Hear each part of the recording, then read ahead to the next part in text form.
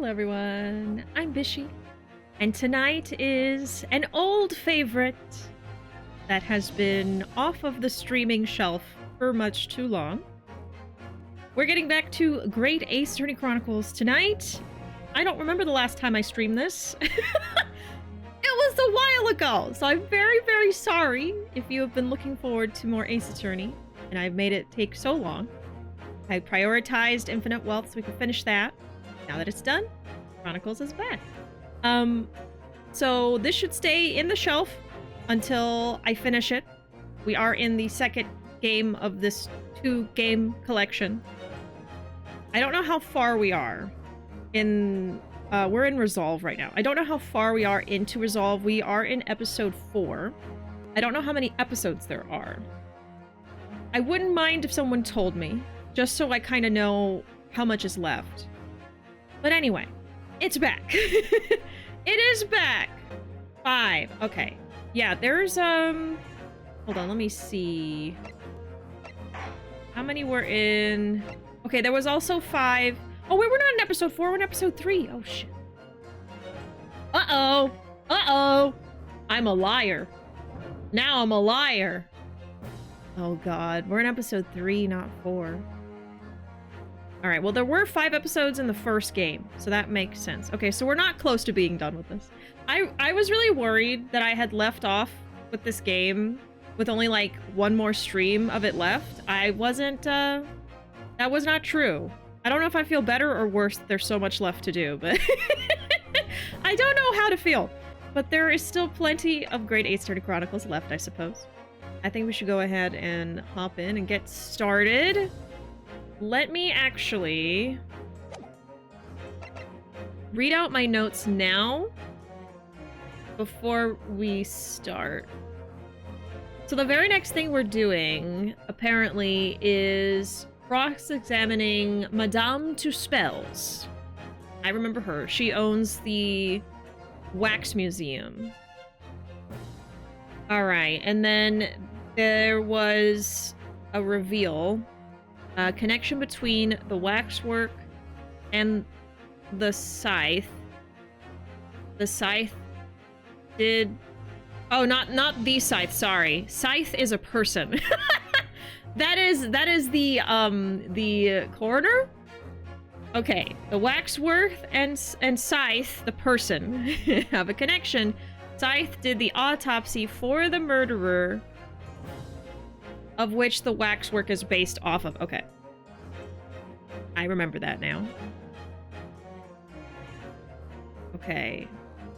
Drebber had an accomplice.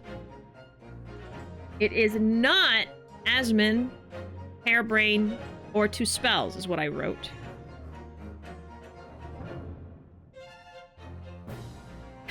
I'm just trying to parse what I wrote here.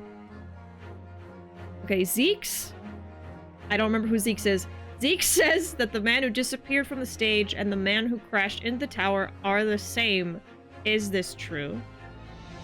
Zeke's.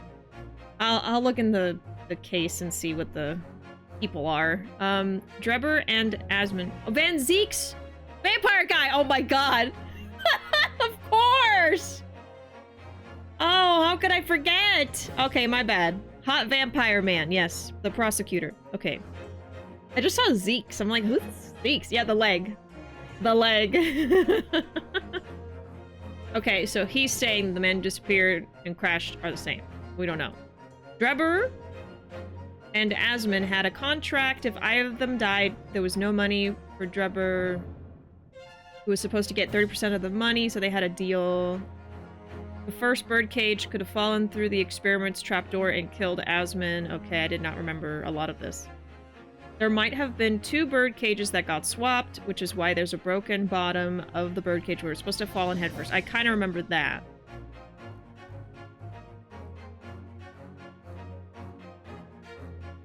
The professor, who is the murderer, was hanged at midnight, 17th June, and autopsy by Courtney Stevens, which I think her last name is now Scythe.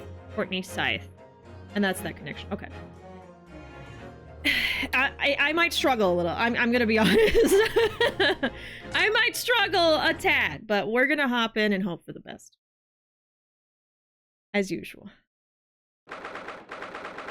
24th of October, 11:53 a.m., the Old Bailey, Defendant's Antechamber. Speak of the devil. Here he is. Herlock jump scare! Herlock jump scare. Oh, before we keep going, I almost forgot. How is everybody's stream? Is there any buffering? I don't see anything wrong, but I just want to do a quick check.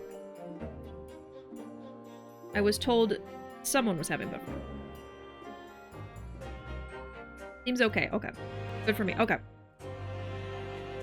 Apparently we're getting some buffering earlier. Okay. Anyway. Ah, the Knight Errant himself. Oh, have you been watching from the gallery, Mr. Shones? I've been on the edge of my seat the entire time. Courtroom trials are fascinating affairs, as a spectator at least. I'm glad you've been enjoying yourself. Oh, this guy. I have to ask. What on earth is going on? It makes no sense! What's this professor business all about? He doesn't look like any professor I've ever met before. Who even is he? Ah, of course. You were in Germany already 10 years ago. Yes, the professor. When I discovered he was the one who had been abducted, a sense of foreboding stirred within me. But who knew the monster would come knocking at your door? My heartfelt sympathies. As it turns out. Oh my goodness! A stumped raid on a Thursday night? More likely than you think. Welcome in, Stumped Gamers! Happy Stumpmas, everybody. Happy Stumpedmas! I saw Stumped earlier. We're playing... was it Sons of the Forest? It was a scary multiplayer game. Did y'all play anything else today? Getting herlocked on a Thursday night?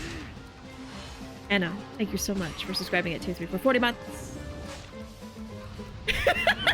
Another booty slap for everyone who just popped in. Censoring Herlock's face. Thank you so much for resubscribing. Anna, also welcome in. PC Man, welcome in, Raiders. Oh, Price was playing Ballionaires and Dungeon Crawler. Ooh. Ooh. Let me make this star for Anna real quick. Thank you so much, Anna, for resubscribing. How's everybody doing tonight? How was your second day of Stumpedmas?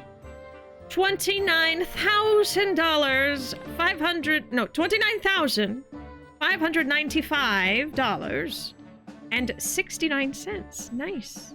Here's your star, Anna. Your little paper star. I love that y'all left off on 69 cents. I am definitely on team nice. Okay? I'm on team nice. So y'all better keep it at 69 cents. All Stumpmas. Team nice tends to win. That's because it's better. Team nice cents. Yes. Thank you so much for the follow, Warlock. Welcome in, everyone. Let me see. Let me welcome in every single person. I welcome in all of you, even if you didn't say anything, but I'm gonna especially welcome in people who said something. Okay. Welcome in Jenna, welcome in Demon Lord, welcome in Kai, welcome in Katie, welcome in Aya, welcome in Zarenth, welcome in Ionic, welcome in Iona. Thank you so much for the follow card. Welcome in Rainstorm, Saren.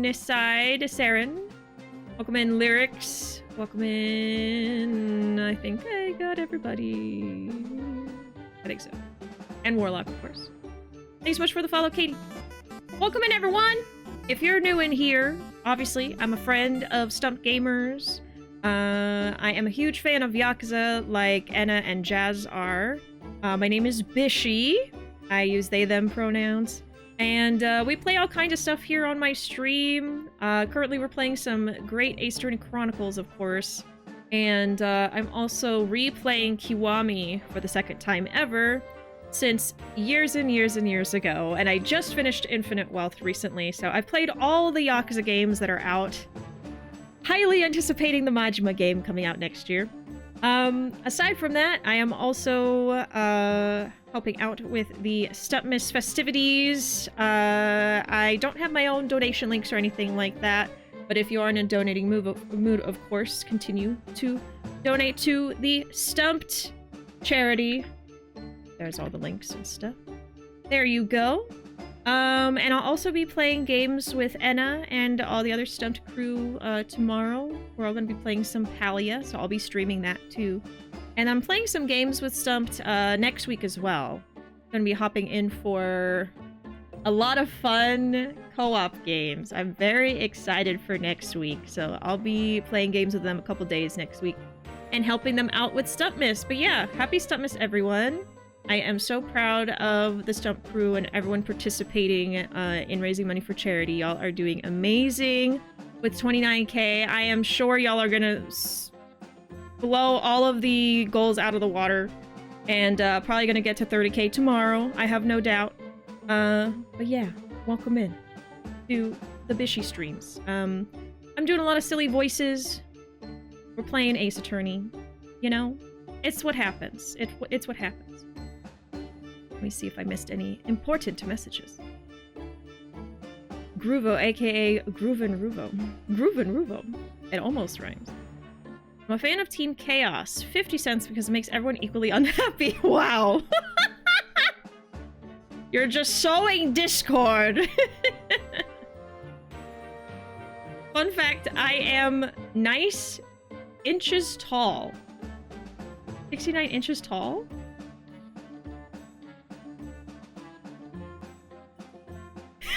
I'm trying to do math in my head. I can't do math in my head. I believe you, though. I don't know how many inches tall I am. I know in feet plus inches. You want me to multiply things by 12? I'm not gonna do it. All right. We're playing some Ace Attorney. Of course, the best one. 5'9", thank you. I can't do math. Well, that's perfect. Your existence is nice. Burlock is here, our favorite character. As it turns out, Lord Van Zeeks is even more intimately tied to this case than any of us realized, isn't he? Thanks so much for the follow, Eden. Thank you. And Susato. Best girl Susato. Yes, how true. His great friend from university in the dock. Thanks so much for the follow, Fishy. Fishy. Thank you. And now, a waxwork of the killer who took his esteemed brother's life makes an appearance too. I imagine even the shrewd Mr. Reaper failed to foresee that kick in the teeth. An extraordinary move on your part, my dear fellow, to throw that in front of the man. You make it sound deliberate. Huge man! Thank you so much for gifting a sub to Archer!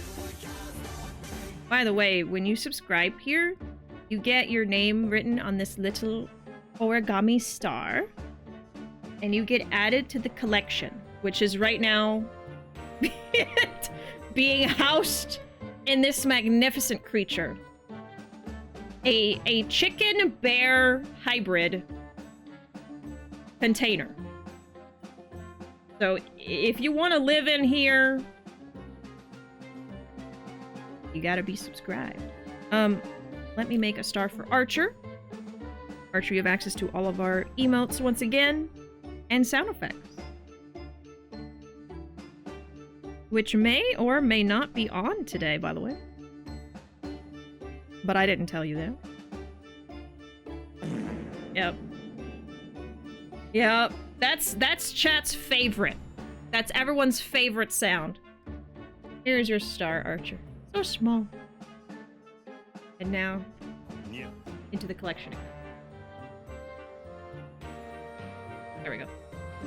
It's like supposed to be a piggy bank, so there's just like a slot in the back. I gave chat a choice between a couple different containers, and of course none of us could resist this one. It's It used to have a bunch of jellies in it, and it's a teddy bear body with a chicken face, and it's a piggy bank. So it's some kind of chimera, but we love it. I believe we named it Beans. That is his name. But yes. So cute. Yeah, it's really cute. I love it. It's gonna take forever to fill it, but that's okay. That means that Beans gets to stay with us longer. Welcome in, Zoe. How you doing? Are you excited about Ace Attorney being back? How long is it gonna take to fill that chicken? Oh, it's gonna take...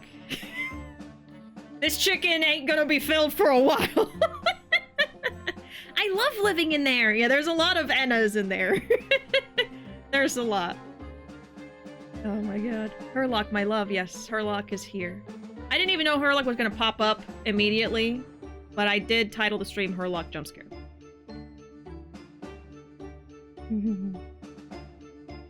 Alright. Get back to it. Back to gaming. I can't help feeling that this professor case is really very puzzling. Oh yes. In what particular manner? Well, there's Mr. Drebber, Dr. Scythe, and Lord Van Zeeks. It seems that everybody in the trial has a link to the case somehow. Yes. In fact, I alone am not a member of the set. Though that leaves me as an empty set, all alone, with no intersection to any other. Excuse me. Oh. It's Dr. Scythe. It's Dr. Scythe. I'm so nervous that I'm pulling out my headphone on accident. Okay. She makes me so nervous. Mother! Oh. I can reenact that. Mother has arrived. Yes. Mother is here. Dr. Scythe! Ah, Dr. Courtney Scythe. Nurse Stevens. Good day to you. Hello, Sholmes. That was very shrewd of you. What in particular, pray? You requested that 10-year-old autopsy report from Gregson, didn't you? Why would you assume such a thing? Because Gregson told me.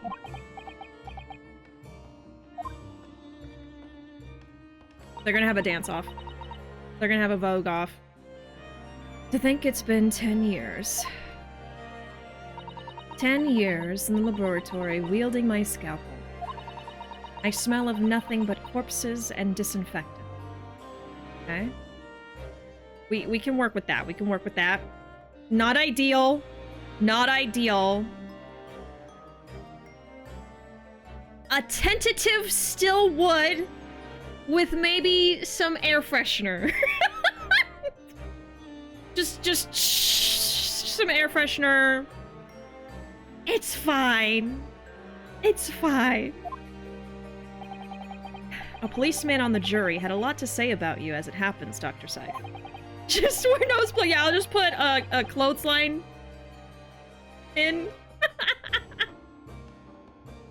I've accused you of being complicit in what happened. I'm hoping that you'll take the stand and tell the truth about what really happened. That certainly won't be possible.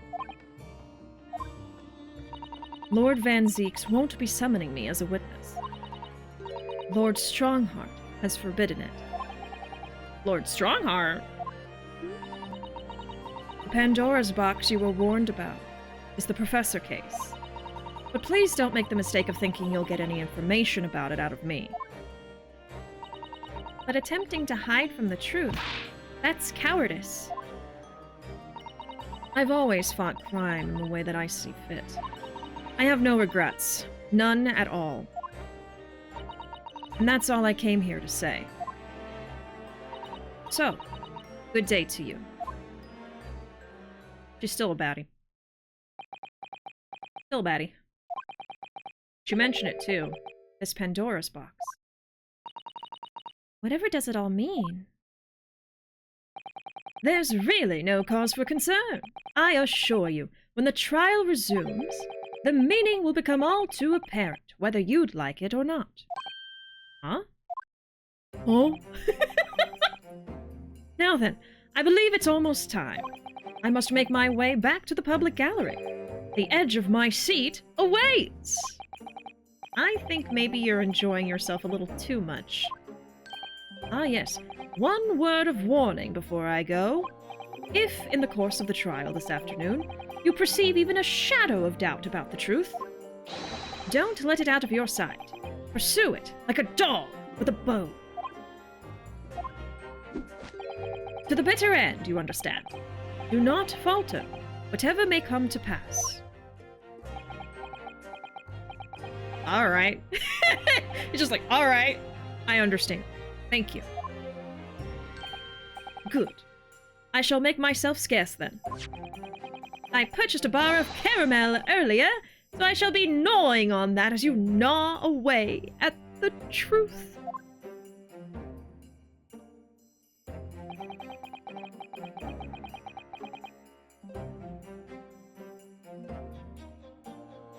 Why is he like this? Hey, Flame, welcome in. What did that warning from Mr. Sholmes really mean, I wonder? Especially the bit about whatever may come to pass. Everyone's always speaking in riddles. Oh boy. Back to court. Why is he like, what? Epic? Epic? Great advice from Herlock Sholmes. Truth is like a chunk of caramel. You never know how chewy it's going to be. Oh, thank you for adding that quote. How many are we at now? 757 quotes. Goodness gracious. Smexy talk gotta be super effective with a nasal voice. You're so beautiful, queen.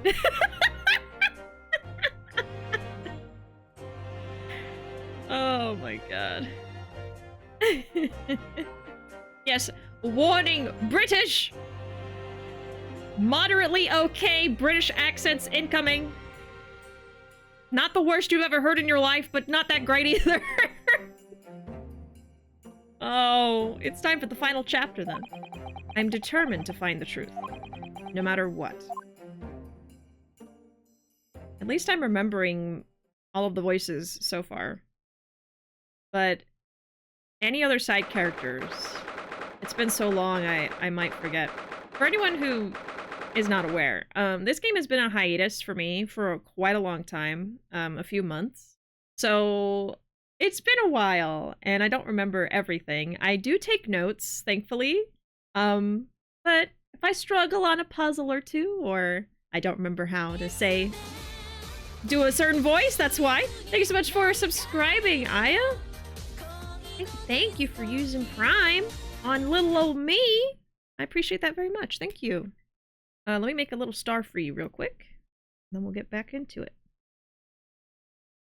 Here is your star, Aya. It's very small. And your name is backwards because my camera is mirrored. But I promise I wrote it right. Here is the chicken. Bear pig. Bear creature. There you go.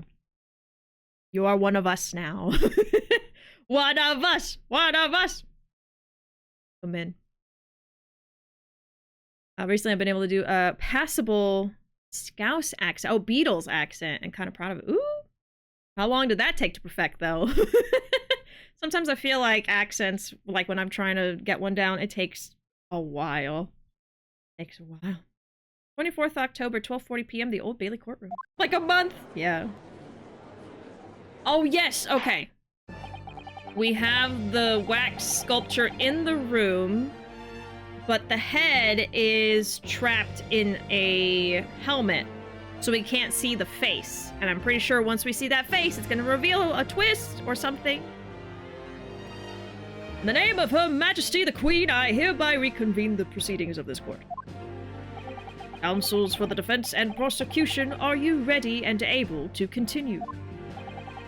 The prosecution is ready, my lord. And Mr. Sexy Vampire Man over here. Yes, my lord. The defense is also ready. As the court is aware, the case under our scrutiny began with a damaging incident at the Great Exhibition. Yet we now find ourselves embroiled in the details of a convicted felon who was sent to the gallows a decade ago. This trial has certainly defied all expectation, as seems to be the fate of all trials in which this Nipponese is involved, my lord. So then, let us begin our exploration of the defense's assertion that the waxwork was cardinally involved in this matter. Lord Van Zieks? My lord. Are we still awaiting the arrival of Madame Tuspels? Not at all. She is in the antechamber as we speak, and ready to be summoned. And of course, Van Ziek's mysterious assistant. Who knows who's under there? Very well. Bring in the witness. At once, my lord. Bailiff, show Madame Tuspels to the stand. Things are about to become a lot more intense. If Drebber is responsible, as I'm sure he is, it means he must have had an accomplice in Dr. Scythe. Okay, so we're thinking the accomplice is her. Got it. And then Drebber is the robotic steampunk dude. And he had the waxwork head with him when we got him. And he tried to blow us all up. I remember that. Okay. So we think Drebber accomplice was Scythe. Got it.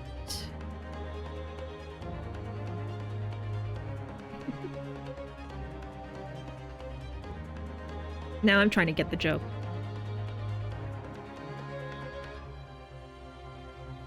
Because a beetle, it's a bug, and they scuttle. Okay. I got the joke! I just had to read for a second. Okay. Dr. Scythe, right. And what connects the pair of them is the waxwork. Yes, the model of the professor. That's the key to the link between these otherwise unrelated individuals. Okay. Right, because the connection between the waxwork and Dr. Scythe is that she did the autopsy for the murderer that the waxwork is based on. Okay. A tenuous link, admittedly, but at present, it's all we have to go on.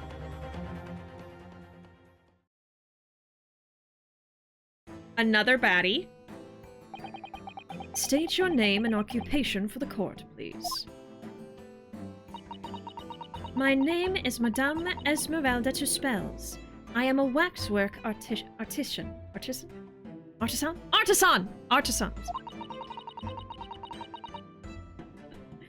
And the proprietress of the Madame Tuspels Museum of Waxwork. You will have to pardon me for working as I testify.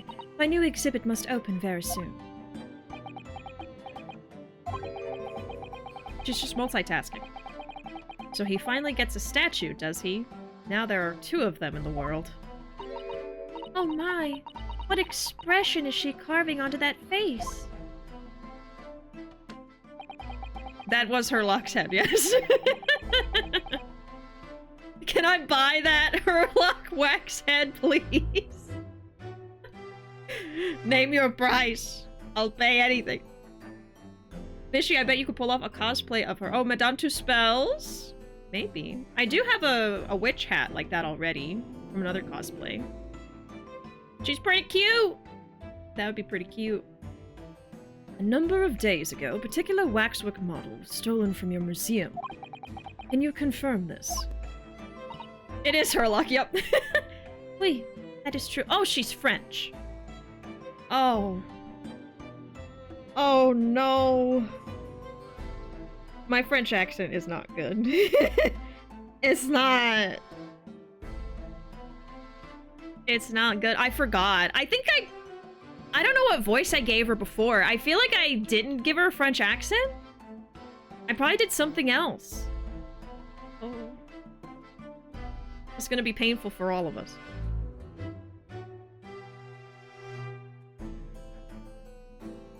Okay. Oh. Oui, that is true. At first, we believed it had been kidnapped. A waxwork model. Kidnapped. Why you say yes now? You should say we. Yes, my lord. There was a demand for ransom money left behind by the culprit.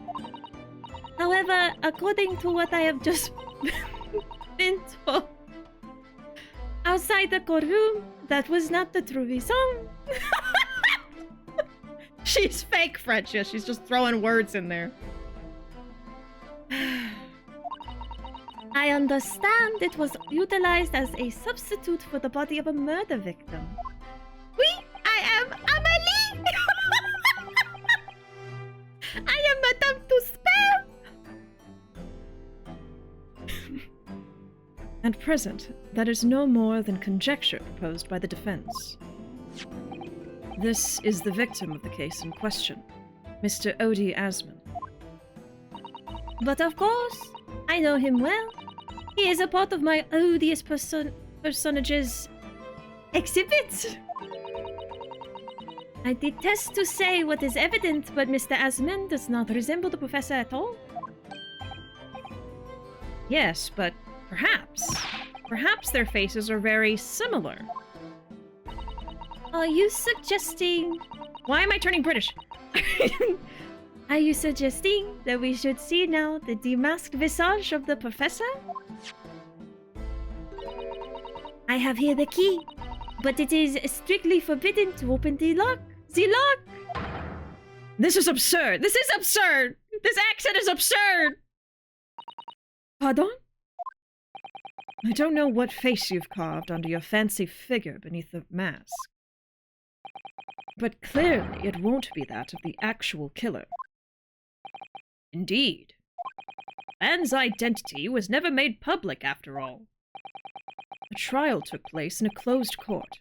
Proceedings were strictly confidential. The condemned man was summarily executed. His identity remains a closely guarded national secret. There is no possible way that a repository of tawdry exhibits could get its hands on that information. Are you sure about that? Well, dommage. Omelette du fromage?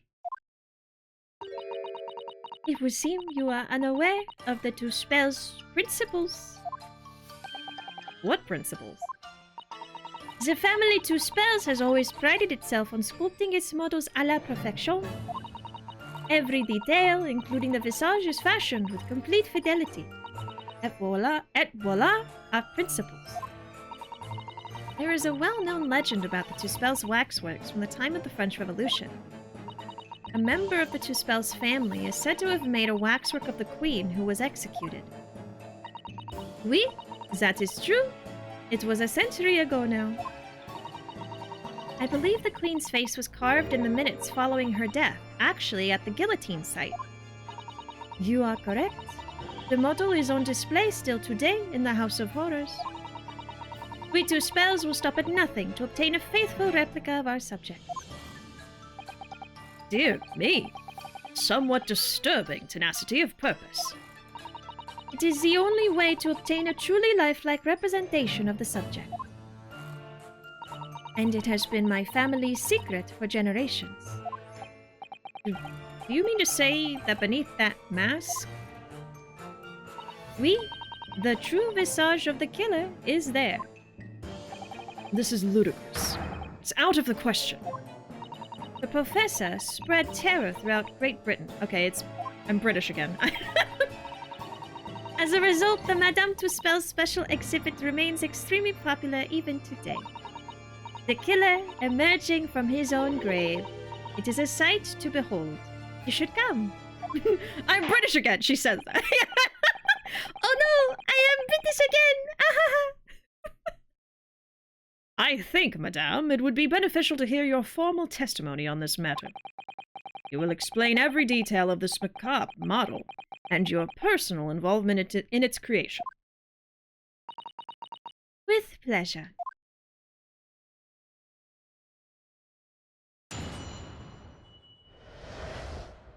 She definitely didn't have a French accent before because I do not remember this struggle. I do not remember struggling like this. The Professor Waxwork. I'm fighting for my life today. The special exhibit in the House of Horrors is based on a rumor that shocked society in London. In London? Amélie! That's how I get back in the French mode. I go, Amélie! My name is Amélie! An impression of the visage was taken directly from the corpse, in accordance with Tuspel's family principles. I enlisted the aid of the gravedigger and created... Oh my god, I keep going to Britain. Amélie! Amélie! Amélie! Oui, baguette! Okay. I enlisted the aid of the gravedigger and created a mold for the head in the cemetery just before the interment. What is Amelie? It's a movie. But what we're quoting, I'm pretty sure is... Oh my god, who did it? It was, I think the guys from My Brother and Me? I think they, like, said it that way, like, hello, my name is Amelie. And then it's stuck in my head. And then Panda knows it too. Yeah, it's a movie called Amelie. But, like, what I'm saying is, like, directly from these podcasters. Something like that. I hid myself until he gave me a signal. I was there for a very long time that night. As dawn approached, I was very worried that I could be discovered. Oh, I know it from a meme. Okay. I think that's the source. The Gravedigger? Man sanctioned this? Oui. I will do all that is necessary to achieve the true resemblance my family is celebrated for. Nobody else knew, only the Gravedigger. Oh my god. Only the Gravedigger. What harm did it do, huh? So you truly saw it? The face of that monster? Naturally. I was aware at the time that his identity was a secret. But Tuspels would not be Tuspels if we did not insist on absolute fidelity to our sculptures. I don't believe this. I myself have seen the special exhibit at your museum, madame. A truly blood-curdling scene in which the murderer is emerging from his own grave. The scene it depicts was the subject of many rumors in London 10 years ago.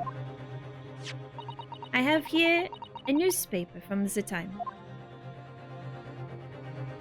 Ooh. Scary! This special exhibit was based upon the picture in this article. It was the most detailed account of what happened, as reported by the eyewitness who saw it. The 10-year-old article has been entered into... Oh, wait, why am I speaking in French? The 10-year-old article has been entered in the court record. Oh my god.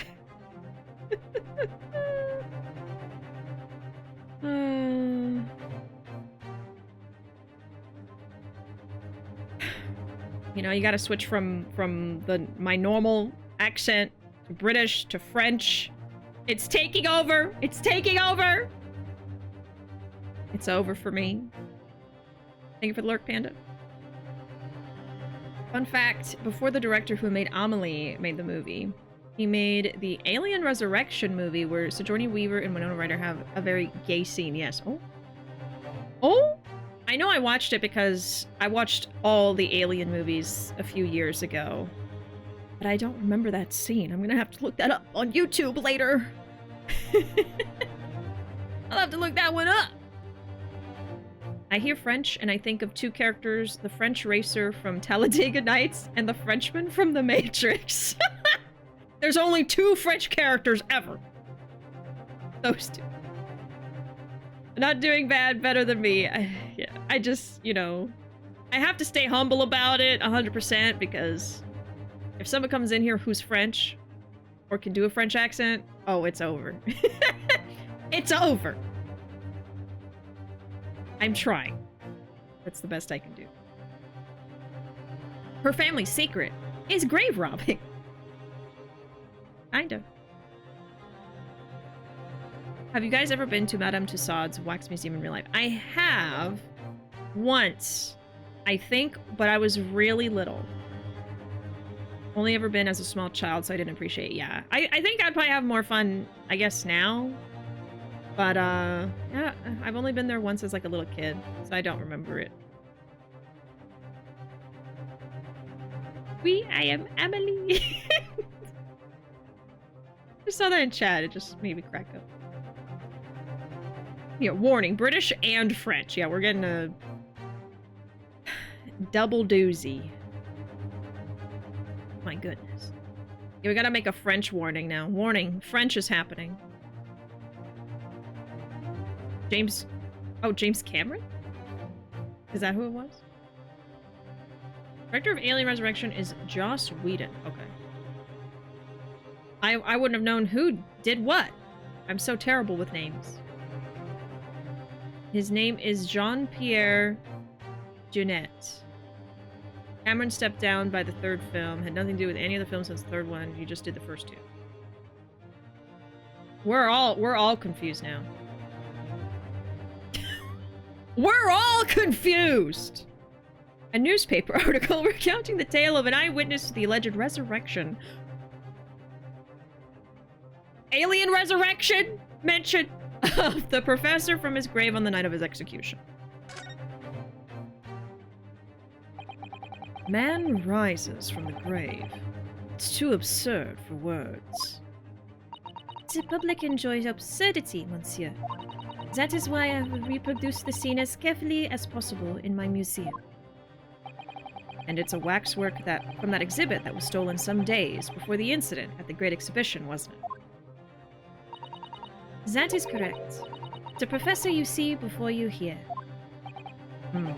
Most puzzling. Counsel for the defense. Proceed with the cross-examination. This waxwork links Drebber to Dr. Scythe, and there has to be some reason for that, which hasn't yet come to light. But I'll find it. I'll get to the bottom of what really happened. I'll prove that Dr. Scythe and Drebber were in on this crime together.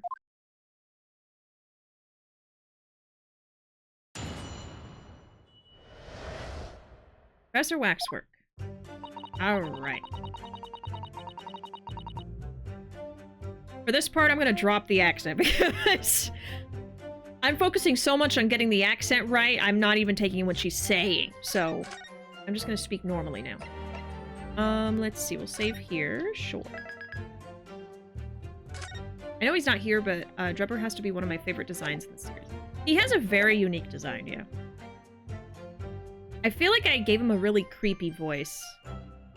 If I see him and he says something, I might remember it in the moment, but we'll see. In Ferris Bueller's Day Off, Cameron says, "Pardon my French, but you're an ass." That's what she needs to say. When we cross-examine her too much, she's got to say that. Alright, James Cameron directed the first two Alien films. He wasn't involved in any of the ones after the third. Resurrection was written by Whedon and directed by the French director who made Amelie. Glad we've got this right now. Oh. That is a fun fact. I didn't know that. Alright, the special exhibit in the House of Horrors is based on a rumor that shocked society in London. Hold it! And that rumor would be... a 10-year-old tale now, but one that no Londoner would ever forget. Ah, right. I know just what you're talking about, I think. Of course, it couldn't be anything else. Yes, that story will never disappear. The tale of the condemned killer rising from the dead. That is the central attraction of my House of Horrors. The rumor was whispered all over the city, and it was like this.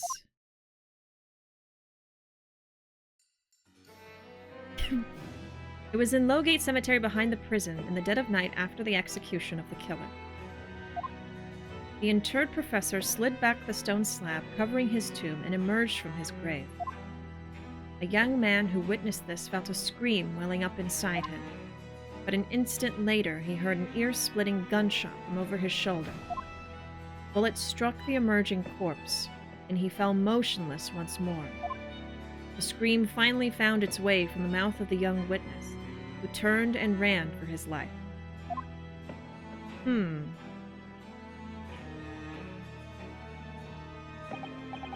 The corpse climbed out of his own grave? And then somebody shot him? Who was it? Nobody knows, even today.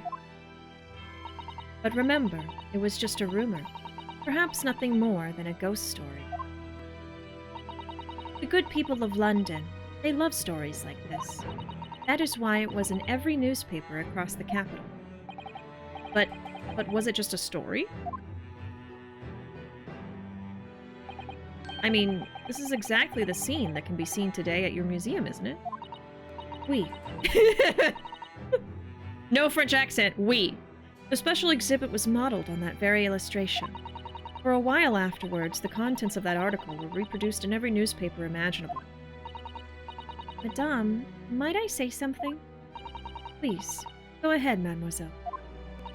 When something is described as a rumor, it doesn't necessarily mean that it's entirely made up. I believe that often, rumors contain elements of the truth. Ah, I see that people from the East can be just as astute as the people of Europe. Can we be sure, for instance, that the professor's execution was successful? It is not possible for the dead to come back to life. Well, what if he was never dead in the first place? That's what I keep thinking. Sorry? 10 years ago, I was there in Lowgate Cemetery. After the criminal known as the Professor was killed by hanging, I took a wax impression of his visage from the corpse just before it was interred. So I can assure you, the man was dead. I see. It would certainly appear that the condemned man suffered the intended fate.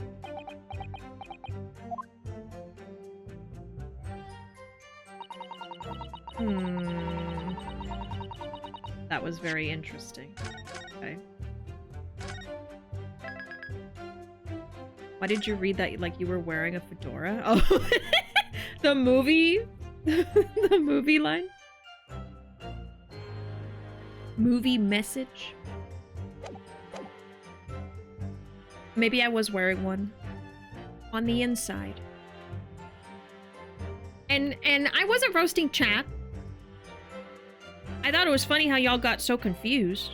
I mean, you're confusing me. And what's wrong with me roasting chat? Y'all roast me all the time. Constantly. Every day. Every stream. Constantly.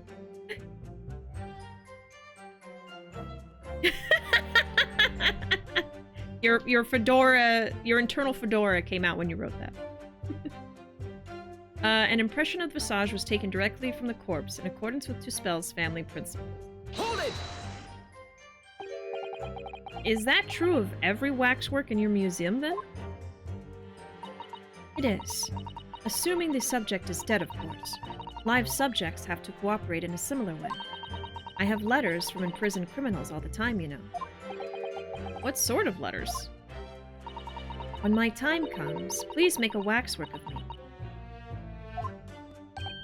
No. My museum is famous, monsieur. To be made into a waxwork is an honor, and for some criminals, a symbol of status.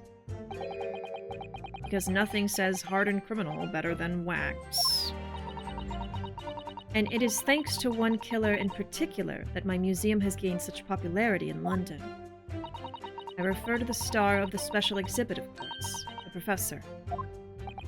Whose form you claim to have captured by taking an impression from the actual corpse. There are no exceptions to the principles of Tuspel's.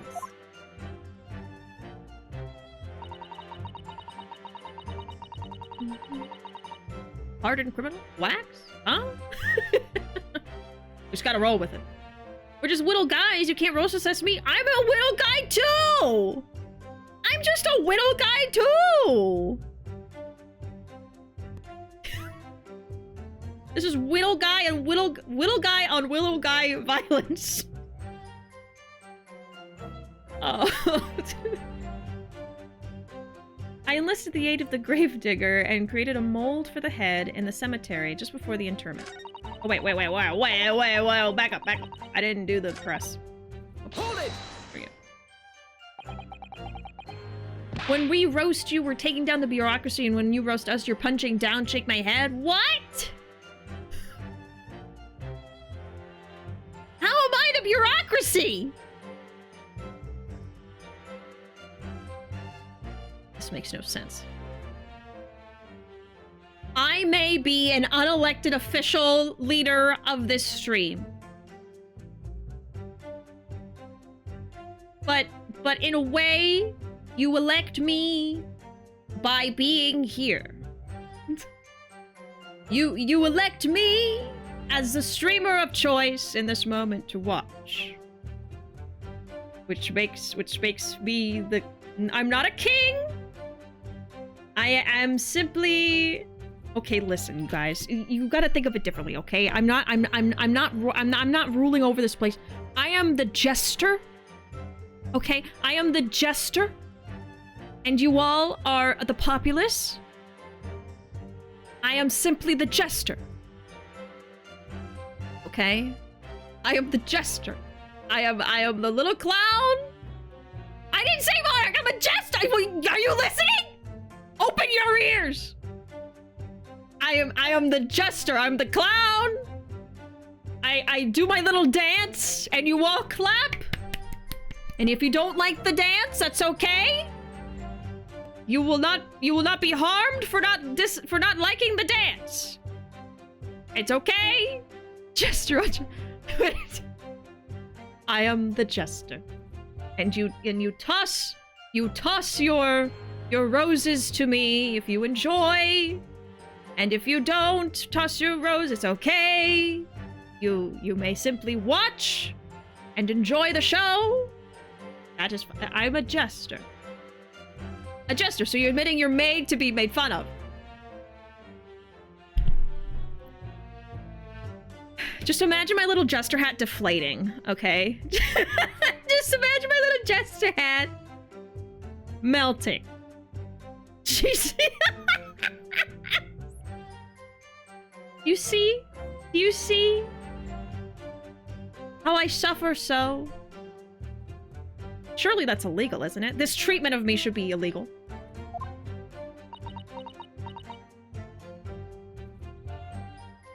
Does it deflate with a fart noise? Wow. Probably because I'm a jester.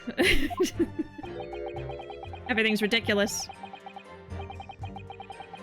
It would seem the proprietress of this repository of novelties was blinded by monetary greed. It had nothing to do with money. The man is part of London's criminal history. That is why I had to sculpt him, to record this history. It is the raison d'etre of the Duspels Museum. But if the man was convicted in a closed court and sent for immediate execution, then surely nobody but the members of the judiciary present know the killer's true identity. I assure you, behind that mask is hidden the true face of the professor. You realize what you're saying? The professor's identity is a national secret. I understand. And now that the truth about the special exhibit has been revealed, it must perhaps close. Of course it will. As will your entire museum if you don't tread very carefully, madame. That could be another interesting chapter in the history of my family, I think, don't you? So 10 years ago, on the night of the professor's execution, you took a wax impression of his face from the corpse. Oui. Exactement.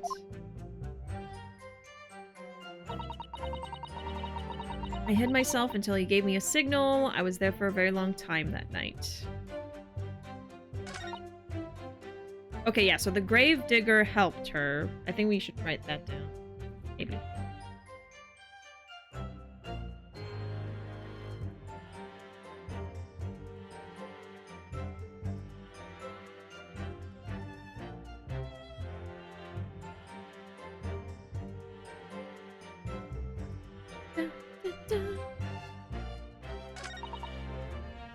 Hold it! You were there longer than you expected to be? I had some difficulties in capturing the subject's form correctly. As I removed the mask, the mouth of the cadaver fell open, and I had some problems with the chin. Dare I ask? The man had been dead for a short while already, you see. His muscles were relaxing, and consequently, his chin would not align itself correctly. Oh dear. What a horrible thought. Under normal circumstances, I would have had an assistant with me. However, that night I was alone, and as a consequence, I missed my preferred window of time. What do you mean? When I take the impression of the visage of a cadaver, I always wait until 3 hours after death. Why 3? Is that amount of time significant? It is because of rigor mortis. Of Wriggly Mortis? It's the name given to a phenomenon that occurs in recently deceased bodies. As a rule, 3 hours post-death, the muscles in the body begin to stiffen. By approximately 10 hours post-death, the entire body is completely rigid and inflexible. And then from that point on, the muscles slowly start to revert to their relaxed state. The effect is often used to estimate the time of death when a body is discovered. This is going to be important. Okay. So when two spells took her impression, the body was still viable, I guess? So had not been 3 hours since death yet. And then there was the rumor that, or the story that he got shot when he came back up from the grave. So I think he wasn't actually killed, and then he was buried and then escaped. But then I guess maybe someone shot him and he fell back in. I could believe that he is still alive somehow. And the rumor is that he is not alive, but I don't know. But then who did this two spells take the model? Okay, never mind. So I guess he had died. I think the time of death is weird, though. I don't know. I'm a little lost. I am a little lost, admittedly, but I think it's gonna all come together eventually. Okay, so yeah, rigor mortis had not set in. That's what matters. Someone accidentally dropped a comically large spring in his grave before they buried him, and he just sprang back up. Yeah, that's the most likely theory, I think, I've heard so far. Mm-hmm. Technically, the jester was the most powerful person in the court of a monarch. The only person who could make fun of a king without losing their head. So you admit you're a politician of the court of Michael Cheese Mouse. We're bringing that back up, huh? Oh, gonna make me bring out Spore? I've got a trial to win, you guys. Okay. It's a baby. A very creepy little baby. Creepy little baby. His name is Spore. Creepy little guy. Little ornament. First ornament. There he is. Spore. Just in time for Christmas. It's him. He's like Elf on the Shelf. For us. Oh yes, I remember your fan art. It's still in the slideshow. I've still got everybody's art in there. Not what I expected. Yeah, that's Spore. He's from a few years ago. I would put him in the background of stream and see if anyone would see him. I would have a camera on him and be like, you want to know where he is today? And then the little camera would pop up. And he was just a creepy little guy. He was always watching us. Yeah, Slaylicious Wizard. Yep, we got that fan art too. Alright, let's see. Yeah, the effect is often used to estimate the time of death when a body is discovered. We got really different conversations going on. Well, that was an education, if a slightly scary one. As the Mademoiselle says, rigor mortis commences 3 hours after death, and it starts in the jaw. Ooh. Yeah, so rigor mortis had not even started. I see. So that's why you wait. Before that time, the mouth falls open, and it is very difficult to do my work. Ugh. It's getting hard for me to do my work with all this talk of corpses. I wonder about that information the courts just heard from Madame Tuspels. It's significant, absolutely. The information about rigor mortis that you just shared with us. Would you mind including it in your formal testimony? I believe it could be significant. Of course. I do not mind at all. I can't help feeling that after this latest topic, the atmosphere in the courtroom has become extremely grave. This is no time for jokes, Miss Susato.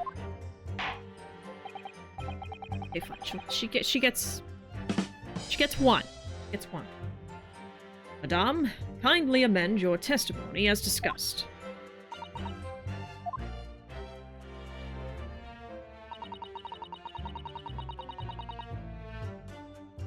Took me a very long time because it was before the onset of rigor mortis. Hold it! Rigor mortis being the phenomenon you described, whereby the corpse becomes stiff after death. I think you said that it starts at the jaw, about 3 hours post-death. Is that right? Oui. Of course. The exact duration depends a little on the season.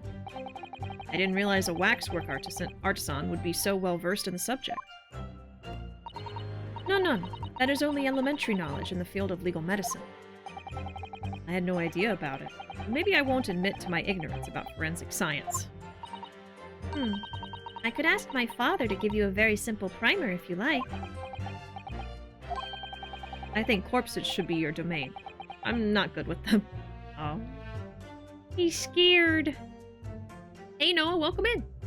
How do you enjoy Great Ace Attorney 2 so far? It's pretty good.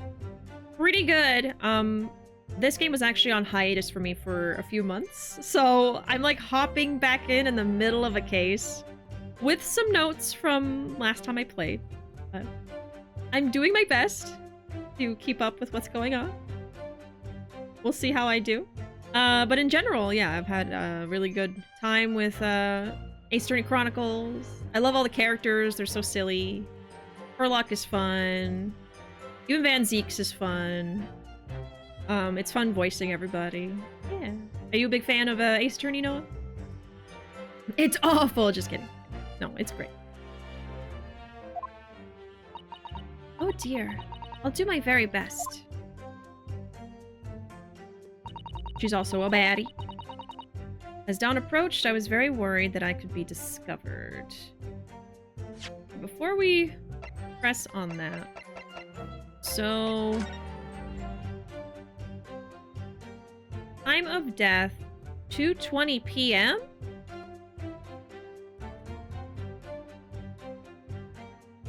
We're gonna have to figure out, has she said what time she tried to take the imprint? 2:20, huh? I thought I had a time written down in my notes somewhere.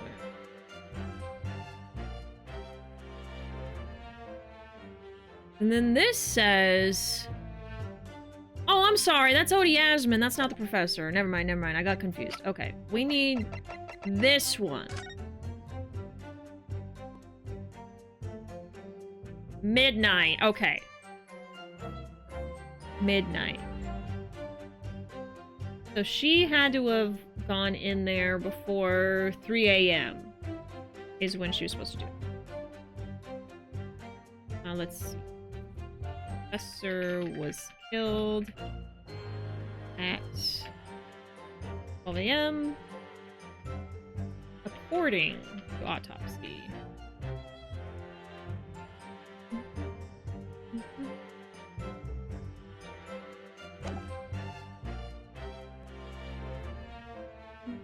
These are my absolute favorites in the series. Yeah, I love Chronicles for how easy it makes everything. Like, there's so much quality of life improvements compared to, like, the original trilogy, for instance. You can kind of, like, go wherever you want. Instead of having to, like, walk through each section, stuff like that. I really do appreciate. The art is really nice, the animations are really nice, stuff like that. Okay, we got the article to look at. So, is he wearing, like, a helmet?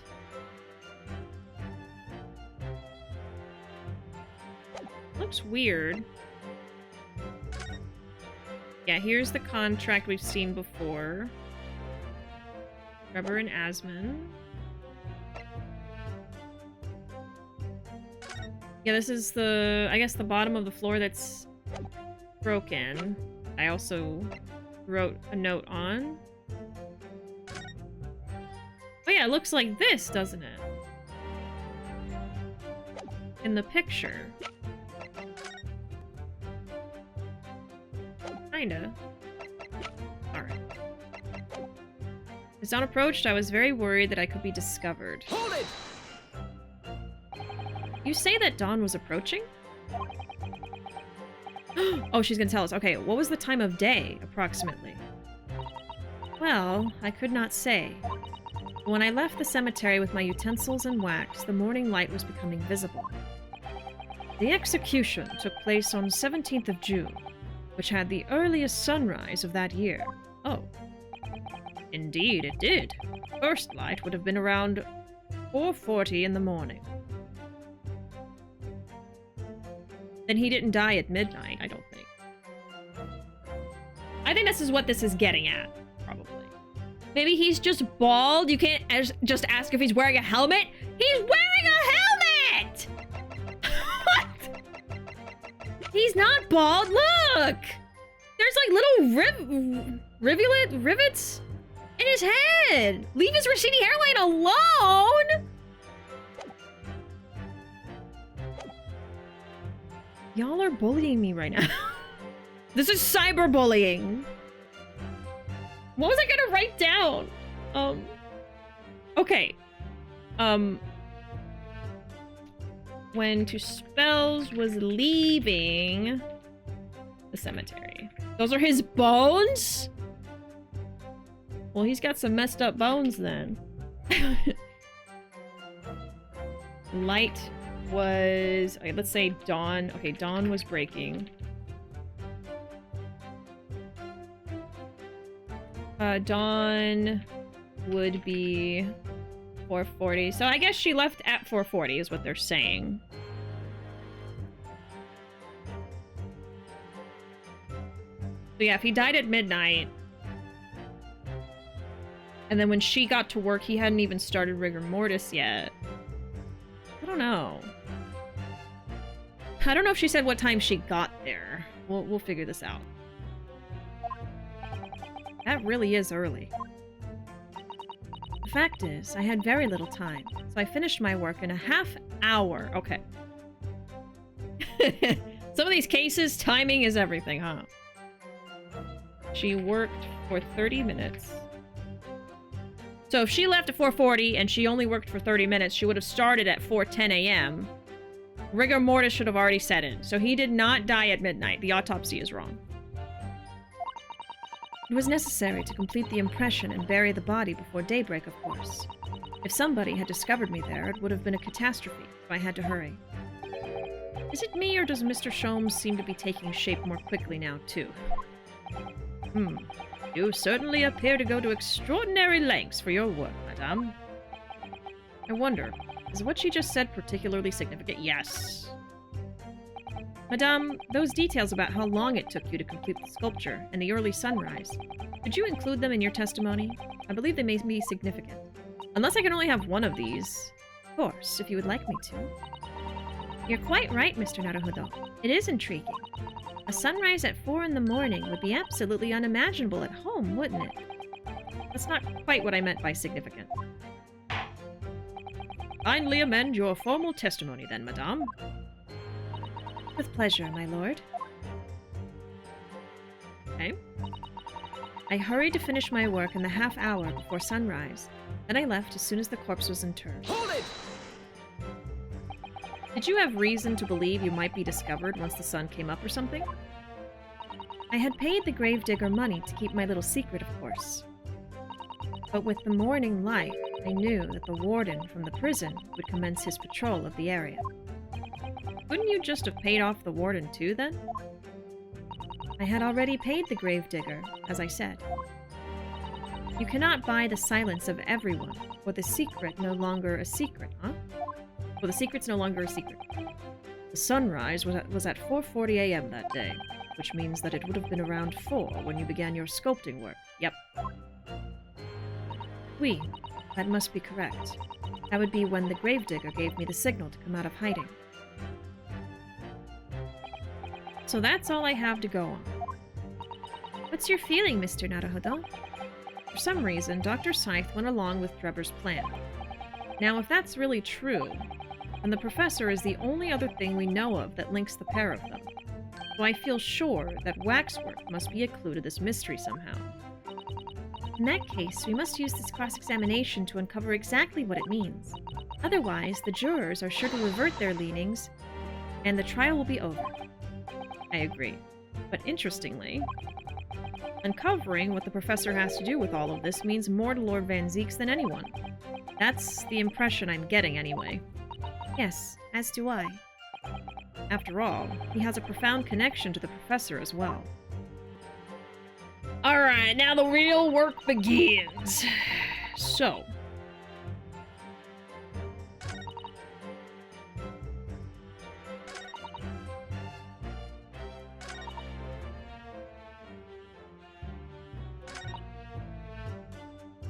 Maybe I what's the word? Present on this dialogue. It's about the timing. And I present the autopsy. I'm thinking that's what it's gonna be. Objection! No? The defense would have to object to that last statement. Ooh. Okay.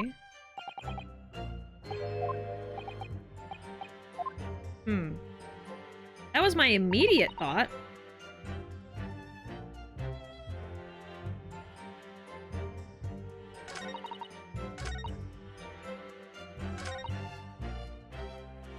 Maybe it's more so about the rigor mortis. I'm gonna try the autopsy again on this one. Objection! Okay. I just had the wrong one. Madame Tuspels. I have here an autopsy report that was filed 10 years ago now. It confirms the death of the professor following his execution at the gallows. And is that a problem? I believe it is, because your testimony and a particular detail in the report completely contradict one another. What? Are you going to explain yourself, my Nipponese friend? According to her testimony, Madame Tuspels was creating her wax impression just before dawn. And at that time, rigor mortis had not yet set in. Am I correct so far, Madame? You are, yes. As I said, the stiffening of the jaw is the first sign of rigor mortis, 2 to 3 hours after death. But the man's chin was limp, so he cannot have been dead for a long time. But on the other hand, if you look at Dr. Scythe's report, it quite clearly states the following. Death by hanging confirmed at midnight, 17th of June. No! If the professor indeed died at midnight that day, then by the time you were sculpting his face, rigor mortis would have already set in. Oui, yes, you are right. The chin, it would have been completely stiff. In other words, this report is wrong. Objection! No coroner makes mistakes when recording the time of death. The very idea is absurd. In that case, there's only one possible conclusion. The execution didn't actually take place at the stated time. Impossible! I'm impossible! Order! Order! Counsel, this is beyond folly. Not only do you indict the author of the report, Dr. Scythe, but you also implicate members of staff at Barclay Prison where the execution took place. Why, heck, extraordinary! Not in my day! Objection. Oh, right, this is the one with the little girl with the corn cob. I forgot about her. My learned friend appears to have overlooked one very crucial fact. What fact? Is it a fun fact about movies? The professor died that night, without question. He did. Of course he did. I moved the man's limp jaw with my own hands. There was no... Yes, the professor died that night. But what if he didn't die at the gallows? Didn't die at... Are you insane? What exactly are you suggesting did happen in that case? It's almost impossible to believe, but it would explain the link between Dr. Scythe, Professor, and that one other person of interest. I have evidence that will explain exactly what I'm suggesting happened that night. Oh, I do I? Oh, goody! Oh, wonderful. Counsel, present the evidence at once. The evidence that allegedly explains what really happened on the night of the professor's execution!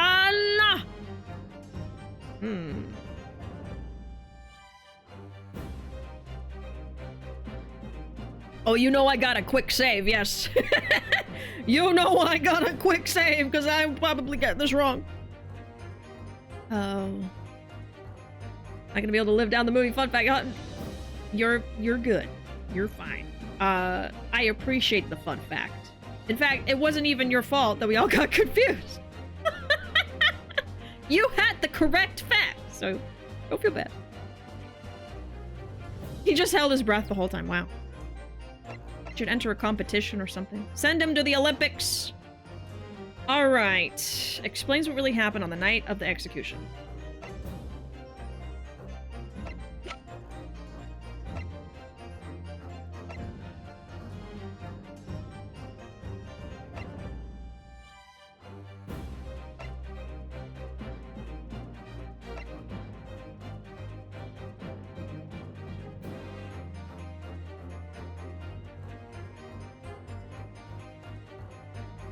That's for the other thing we're trying to figure out.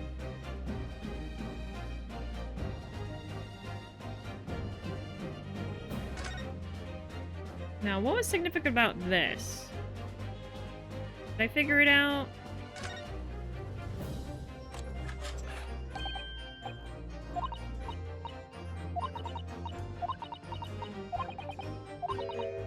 There's no plate, yeah.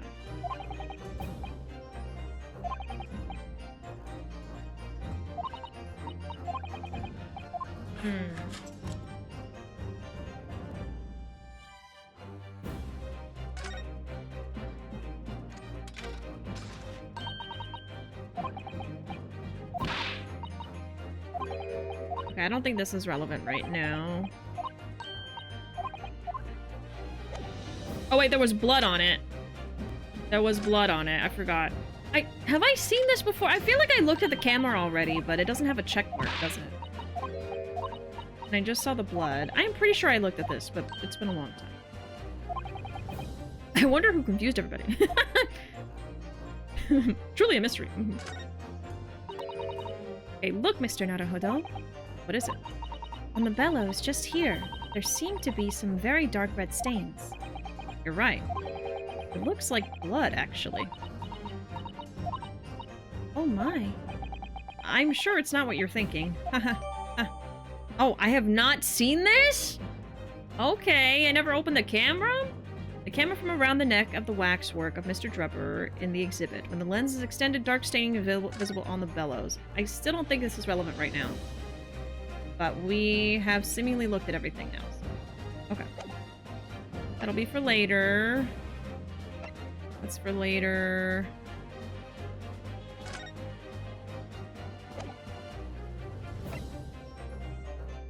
Like, my only idea so far is it could be the head, but, like, we haven't even talked about it recently, so I don't know. Conspicuous red stain? Not relevant, actually. Well, not in this moment. I don't think that's the evidence I need to present right now. Maybe. I don't know. We'll circle back. We'll circle back. I'm just looking at everything. It's not the screwdriver. That's for the other case. The other case. The other case. Okay.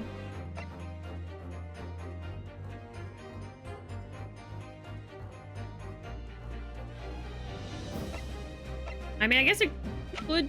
I could believe that it could be the camera, but...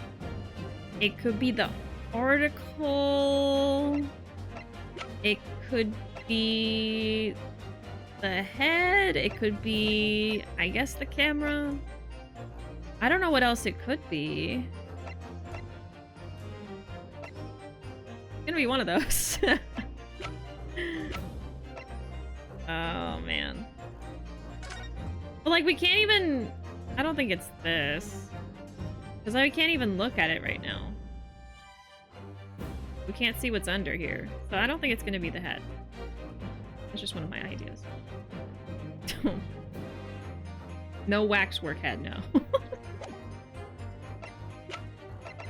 And then the article is just rumors.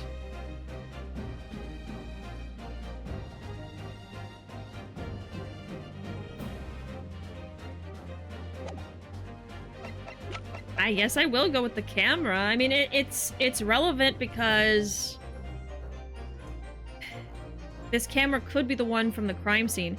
It's just, I don't know how it's going to explain what happened that night. It doesn't have a photo in it. I'm gonna try it. If it's not that, my next idea would be the newspaper. Take that! That's not that. What have we here? Objection! That's not that. Before considering the night of the execution, I would strongly advise the defense to concentrate on what is happening right now in this courtroom. What? The next time you present such a nonsensical article, counsel, you may find that tonight is the night of your own execution. Damn! Great. I'm so looking forward to trying again now. I won't let anyone execute you, Mr. Naruhodo. Not tonight. Tomorrow? Who knows? Okay. Explains what happened on the night of the professor's execution.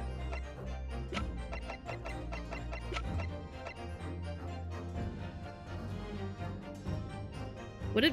I don't know if it would be the newspaper. It's just an example of the rumor.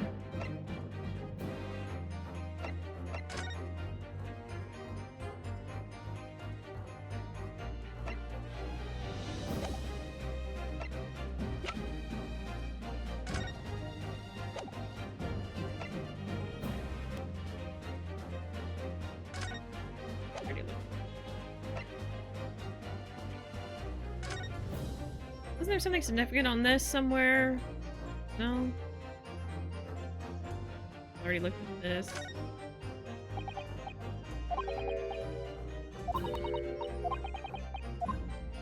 Okay.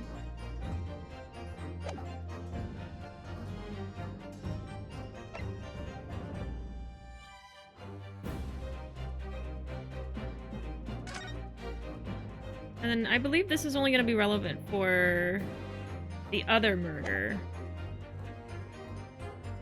Because I'm pretty sure that the waxwork was used in the cage, and that's why there's glass from the tower in it. But that's not the murder from 10 years ago. It's not the camera.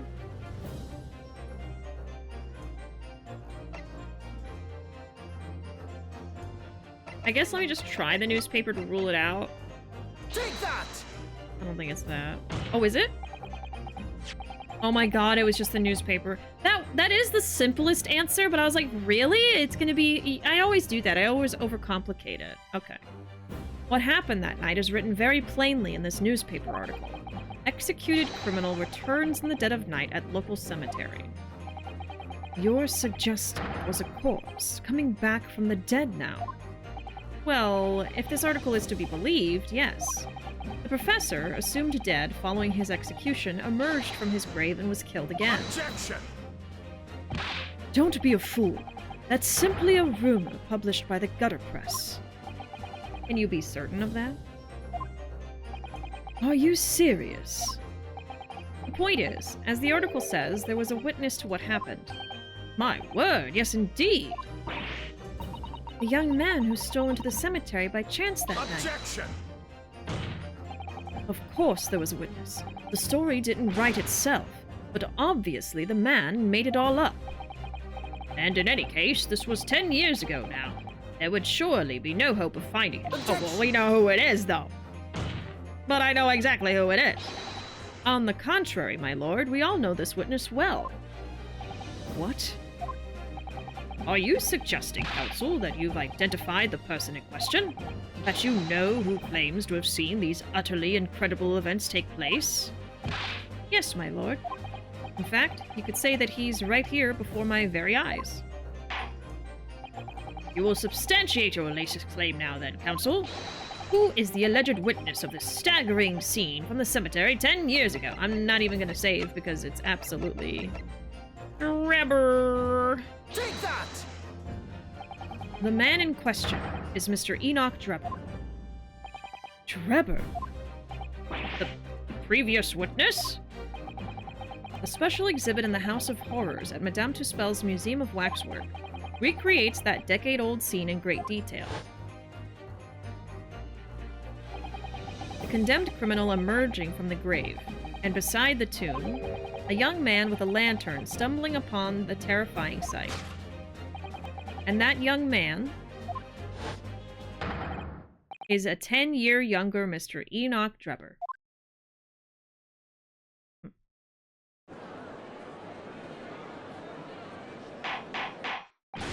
Order! Order! Surely not, counsel. Drebber was there? In Lowgate Cemetery? What is all this talk about Mr. Drebber? Is the name significant? Of course. Madame Tuspels doesn't know, does she? Yes, it's extremely significant, Madame. Your situation as well. What situation?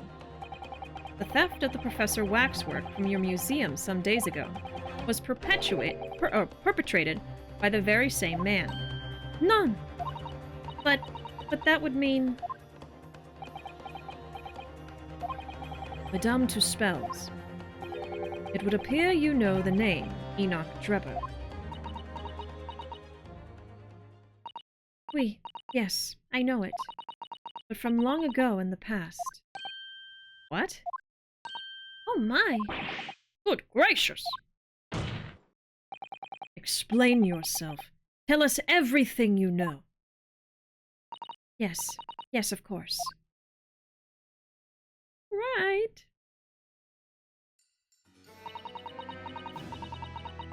Always fun to hang out. Gotta go. Have fun getting roasted by Bishi. I know you'll get them back someday. They do that every day. Every damn day. No. Thank you so much for hanging out with us, Flame. I appreciate it. Hope you're doing well. And we'll see you around. We'll see you next time. Good night.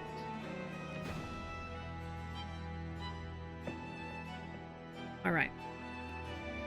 The story of the young man and the terrible sight he witnessed in the cemetery 10 years ago was published in every single newspaper in London and throughout Great Britain. However, in all of the articles, the witness was simply described as a certain young man. No details were published about his identity. His name was never revealed. That is, apart from in one newspaper.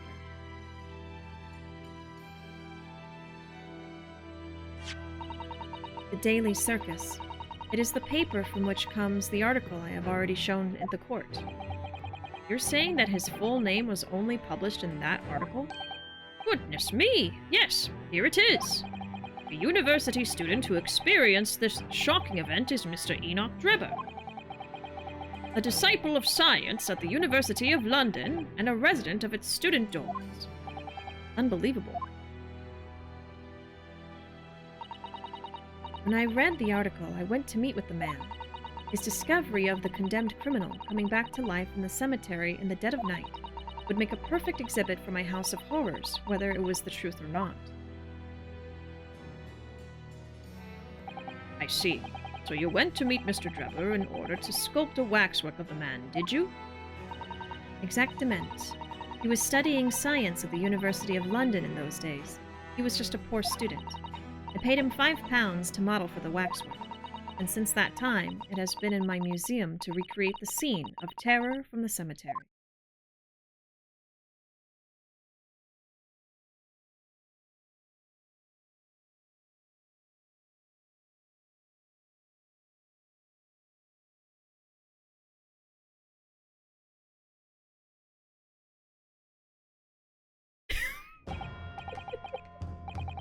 I just wanted to feel included. So, 10 years ago, a young man appealed to the public about an extraordinary event he'd witnessed. A criminal who had been put to death re-emerging from his grave in the middle of the night. But the public treated his claim as nothing more than an amusing anecdote that was soon forgotten. 10 years later, the same man steals a waxwork model of the executed criminal.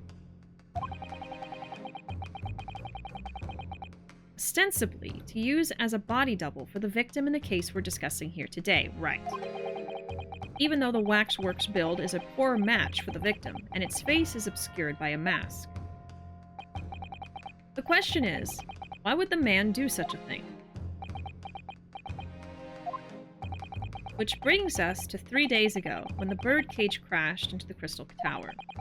If the birdcage had in fact contained not the body of Mr. Asmund, but that same waxwork, the coroner from Scotland Yard who investigated Dr. Scythe would have noticed immediately. And yet, she submitted this autopsy report for the victim, which the court has seen earlier. Why? Because the waxwork was that of the professor. Is that what you're saying?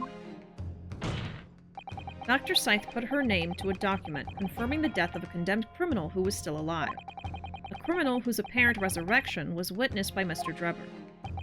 But that misconduct was a deadly secret the coroner would do anything to protect, which is precisely why Mr. Drebber used that particular waxwork as the body double. I see. Okay. My lord, this court must summon Dr. Scythe to the stand. The defense is determined to find out exactly how the coroner and Mr. Drebber are connected. According to the missive I've received this morning through the prosecutor's office, Dr. Scythe is unable to participate in these proceedings. Is that not the case? That's up to you, Judge. She told us so herself, didn't she? Lord Van Zieks won't be summoning me as a witness. Lord Strongheart has forbidden it. Lord Strongheart? The Pandora's box you were warned about is the Professor case. But please don't make the mistake of thinking you'll get any information about it out of me. Something happened on the night of that killer's execution 10 years ago, and surely nobody would want to get to the bottom of that more than Lord Van Zieks. Prosecution calls for the instructions in that missive to be scrapped. But Lord Van Zieks, the missive was issued from the Lord Chief Justice's office. Objection! The assigned prosecutor has the final say on policy in any particular trial. In other words, me. Yes.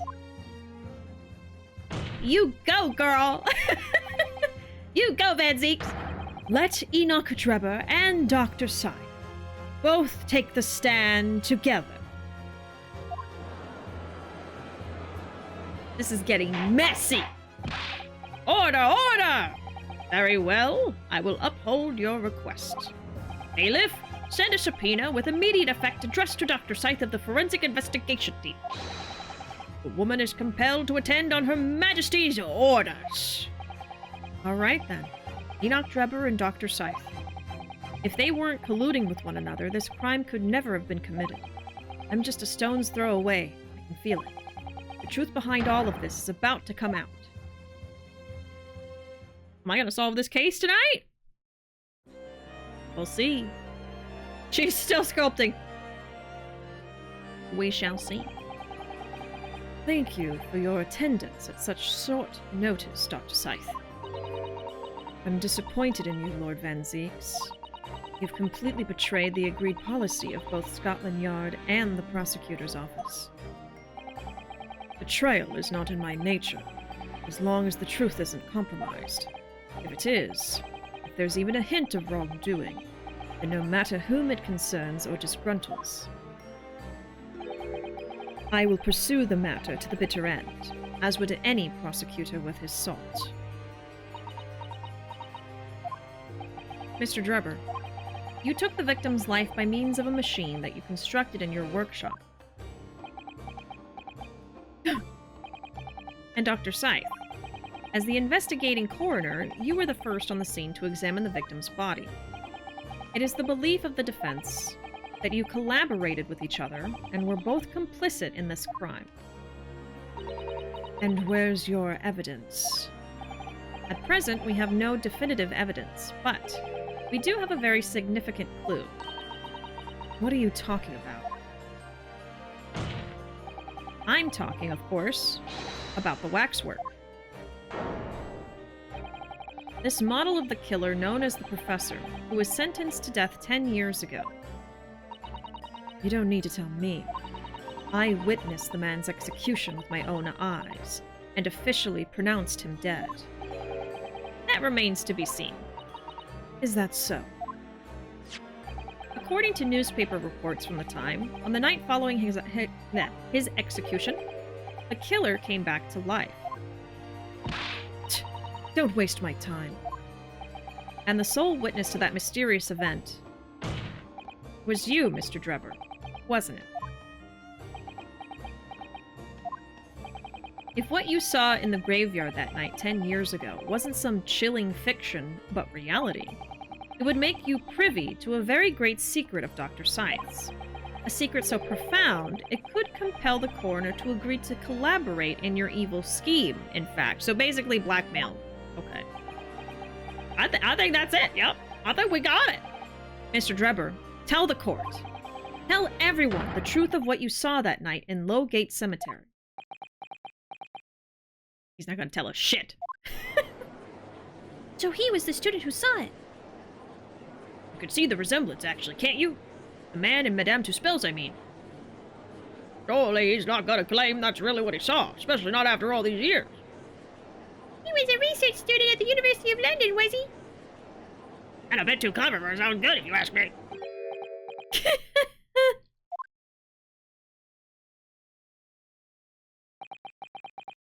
Oh god, I gotta remember his voice. Okay, I think I remember. What an interesting twist. When at the time, not one person would take me seriously. Yet now, here we are, 10 years later, and suddenly my story matters. And in a court of law, too.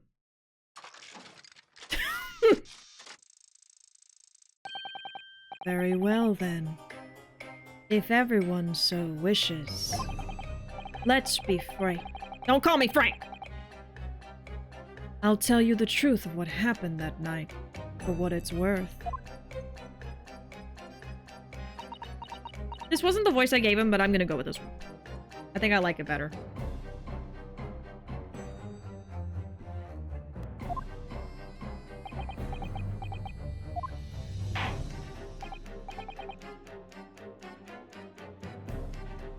I forgot how much of a bop his song is. So, Mr. Drebber, your testimony, please, about the events of that night 10 years ago. You will tell the court exactly what you stumbled across in Lowgate Cemetery. Yes, of course. As you wish.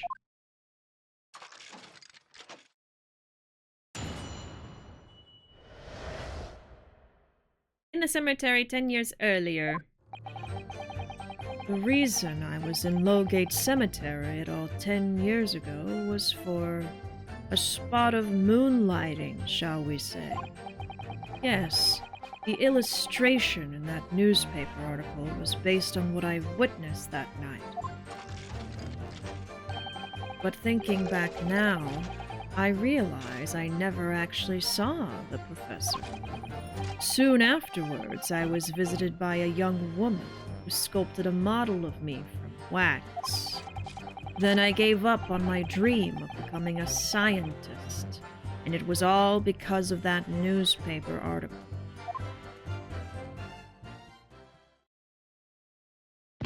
When I do that voice, is my voice like cutting out or anything? I feel like I'm speaking quieter to do it, so I want to make sure you guys can still hear me. You know.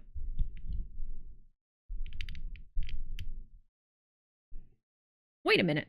You're claiming you didn't actually see the professor now? We hear you? Okay. Of course. You'd have to have a screw loose if you believed a corpse could come back from the dead. What did you say? God damn it. But, so you're saying this article is not worth the paper it's printed on? I think that would describe it perfectly, yes. Ah! If the details in the article aren't true, it nullifies your argument for why Mr. Drebber and Dr. Scythe would have been working together.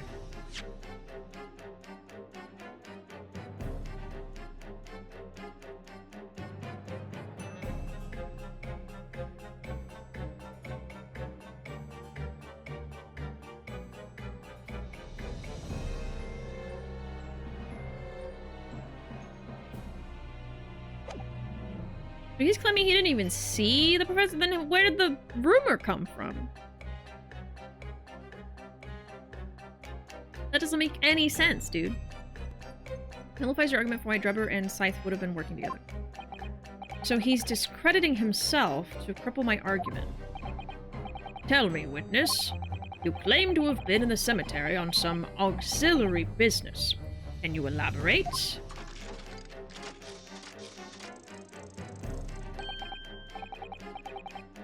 It still doesn't change how Scythe probably lied about the corpse in the current crime. Yeah, absolutely. But, like, the connection between Drebber and Scythe is integral to the case, so we absolutely have to prove that he saw this. Am I just now noticing that he has plus and minus symbols on his jacket? On his hands, too. That's right. Grave robbing, to be precise. As you know, Lowgate Cemetery is at the rear of Barclay Prison, so among students at the university, it had a reputation for being haunted by the ghosts of condemned convicts. Grave robbing, you say? Yes, exhuming fresh corpses to sell is reasonably lucrative. Of course, I never laid a finger on any valuables buried with the dead. So you are one of the so-called resurrectionists, a particularly unpleasant scourge on society. Actually, my fellows and I went by another name, the Repurposers. That is quite beyond the pale.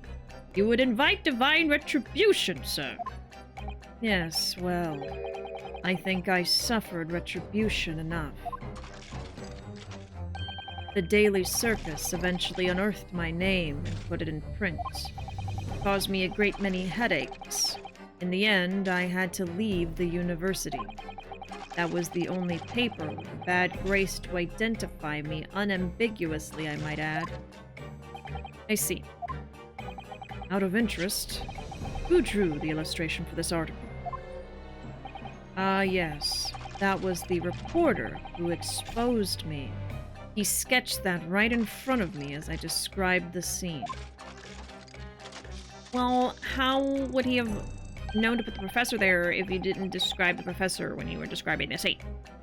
Obviously, as time ticked on, I bitterly regretted what I'd done. Claiming to have seen something I never truly saw. Foolish. Very foolish. Okay, so he's saying he lied back then. Well, counsel for the defense, you may proceed to cross-examination. At once, my lord. I don't know what we're gonna do. Alright. So, Trevor claims he lied 10 years ago about seeing the professor come to life. He didn't see anything. He was in the graveyard. I guess he admitted he was grave robbing, right? Okay, I guess? Send Drebber to liar's jail, yeah. He can join me in here. Okay, let me save. We are about halfway through with the stream. We're about to start this new cross-examination, so I think this is a good time to take a little break. I should be back in about 5 minutes or so. Feel free to grab a little drink or a snack while I'm gone. When we return, we shall continue. We shall recommence the ace attorneying. BRB.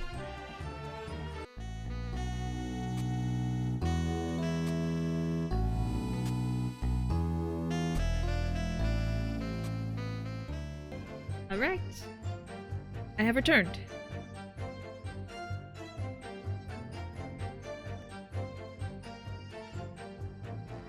Yeah, I saw that quote while I was on my break. The Gaiden one. And I could not remember what the context for that was, but now that I'm sitting here looking at it again, I do remember the context, actually. It's an item in the game during a sub-story, I think. Something like that. That's the problem with our quote system, is they're all out of context, so you have no clue. And some of them sound real weird. Okay. Yes. What kind of sub-story? It was kind of a weird sub-story, but... The reason I was in Lowgate Cemetery at all 10 years ago was for a spot of moonlighting, okay? Hold it!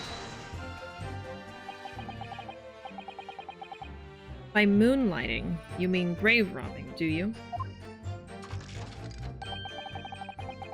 Surely, you only need to look at the graveyard scene and my appearance to gauge the answer to that. Lantern and spade. But who on earth would want to buy a dead body?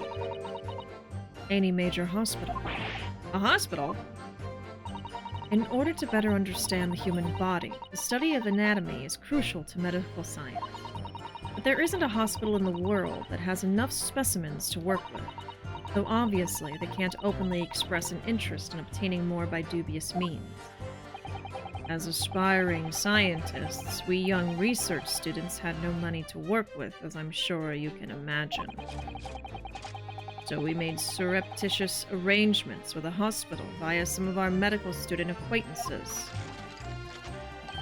We would never take anything of value from the graves. This was all for the furtherance of science, you see. That's what we all told ourselves every time we stole into the graveyard at night, spade in hand. You realize body snatching is a serious crime. If you were caught, you could expect the gravest of consequences. Gravest? Not another one. We students were caught between the hammer and the anvil. We needed funds for research. Professor Harebrain said exactly the same. I'm quite speechless at the apparent levity with which you've revealed this abhorrent behavior. Well, if you wanted to know why I was there at Lowgate Cemetery, that's the reason. But I never expected it to end the way it did. That I regret to this day. The illustration in the newspaper article was based on what I witnessed. Hold it! Nothing of value, just people's loved ones, heads, bodies, arms, you know, all that. A strange happening at Lowgate Cemetery, which you now deny. Not entirely. I ran to fetch the police at the time, you know. I was shaking like a leaf, but they didn't believe a word of it. In fact, I was very nearly arrested. So you went to the papers instead. I started big with the London news, but unsurprisingly, they didn't want to know either. In the end, though, it was reporters from the gossip rags, the gutter press, that came to get my story. And it spread like the plague through the capital as gossip-hungry Londoners lapped up the tale. The story was in every single paper at the time, with the exception of some broadsheets. And yet only 2 or 3 of them actually interviewed me personally. Most of the accounts turned out to be very interpretive ghost stories. What about the article in the Daily Circus? That particular journalist found me at my dorm. I don't know how, but he had discovered my name. So I recounted to him exactly what had happened that night. And from your description, he drew this illustration? Precisely. That's how I learnt that the condemned man was the infamous professor. Because the reporter told me so. I had no idea myself, you see. Newspaper reporters are wont to snoop around in matters that don't concern them. So the scene portrayed in the illustration is accurate, then? Well, not quite. Thinking back now, I realize I never saw the professor at all. Hold it! What are you talking about? I think I explained already, didn't I? Lowgate Cemetery is at the rear of Barclay Prison. It was renowned among us students at the university for being haunted by the ghosts of condemned convicts.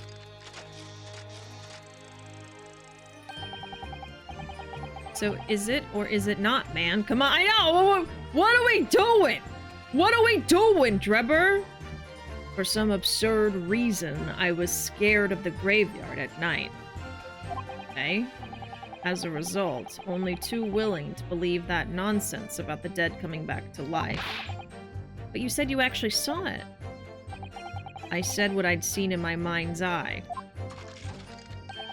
After all, resurrection is impossible, isn't it? You would have to be unhinged to think otherwise. It's not resurrection, it's a lie. Unless, of course, you have some evidence that proves I encountered the professor that night.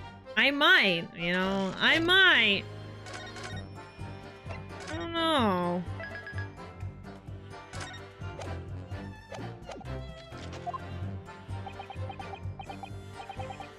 I don't know. Is there any material evidence that could show he really did see the professor? If we have anything at all, Mr. Naruhodo. I know. I need to present it against that irritatingly backtracking statement of his. The point is, that night was a pivotal moment in my life. Okay, so I think that's my hint, that if I'm gonna present something, it's probably going to be to this. Okay.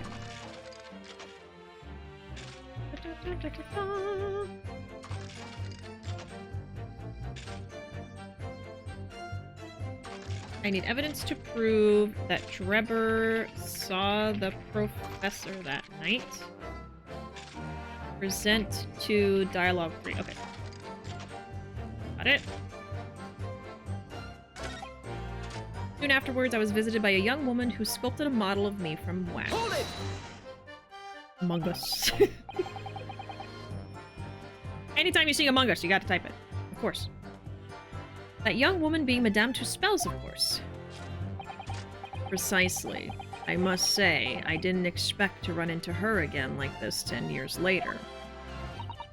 As I have explained, I went by the name published in the article, and I found the man. Yes, the article in the Daily Circus, I think you said. I was a poor student with barely a penny to my name at the time. And the young lady put £5 in front of me. So you readily consented to having a waxwork of yourself made and gave permission for it to be put on display. I did. I should sell what little I had to sell, I concluded. Ah, oui, I remember now.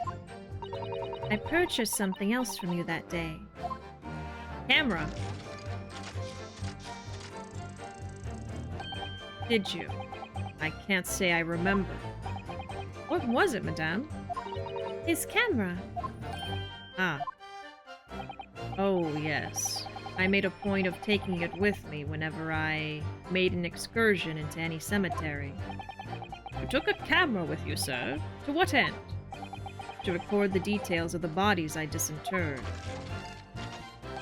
But I had no intention of ever visiting a graveyard again after that night, so I sold it.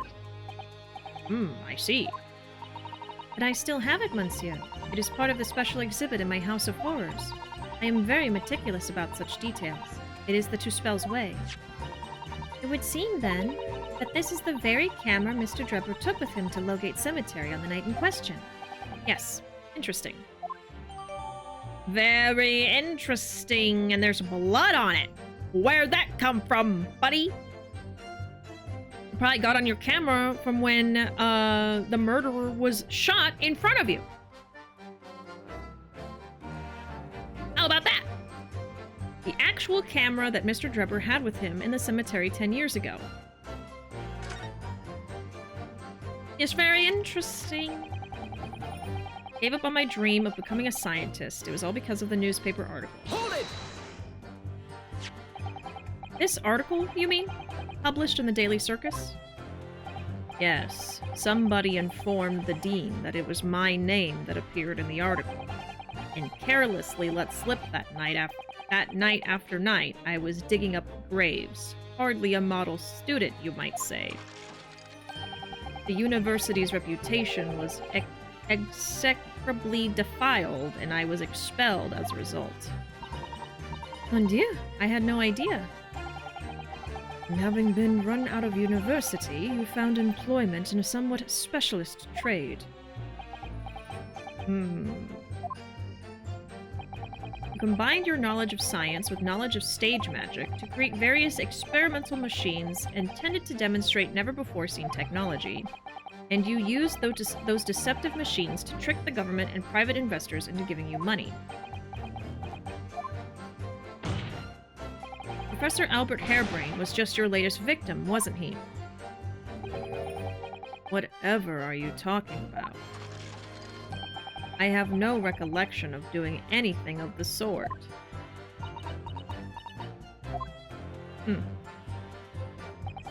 What's Drebber up to? Why would he suddenly change his tune and recant his claim? I wonder if perhaps it's because his circumstances have changed now.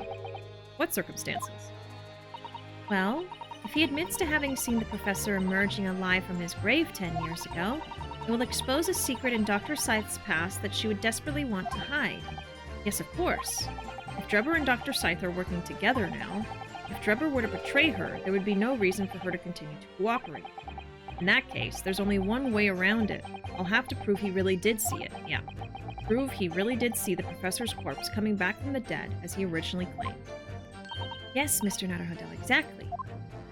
Alright.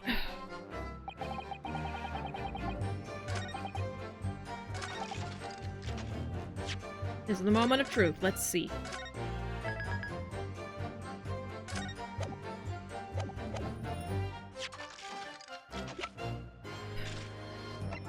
I think it's gonna be the camera.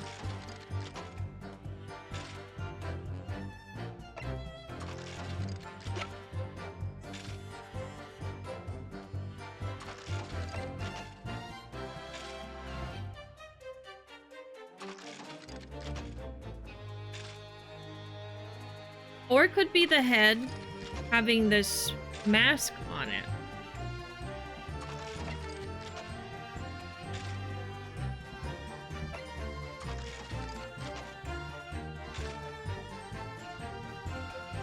I mean, here's the thing, right? Like, why did he steal the waxwork of the professor to use out of any waxwork? Like, how would he even know that that is the professor? I don't know. I mean, I guess, like, he has his waxwork there, right? So it's intended to be the... I don't know. I feel like everything else is a stretch, and so it should probably be the camera. I can believe it's not the camera, though. I'm not totally set on that, but let's just try that. Objection! Yeah, it's not. Okay. I'm gonna load the save because We're a little low here. And I'm scared. Okay. Well, I could try the head. I guess, like, okay. If he never saw the professor, why did he cover his face? You know? Because I'm pretty sure he did this. Objection. It's not that either. Oh, God. Okay. My bad. I'm wrong. Let's think about it again a little harder. Okay. Oops.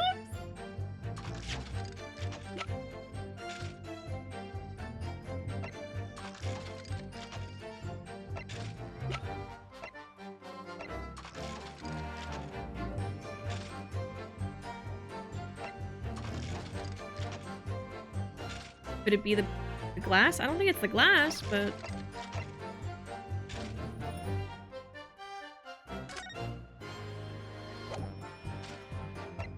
Proof that he saw the professor.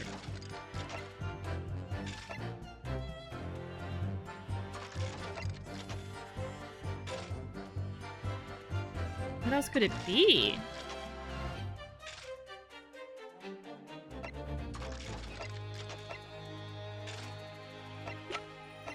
I'm gonna try the glass. Objection.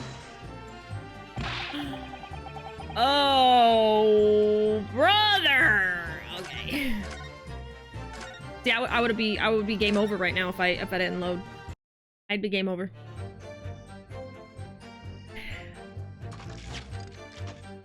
Doing process of elimination tonight. Okay, great.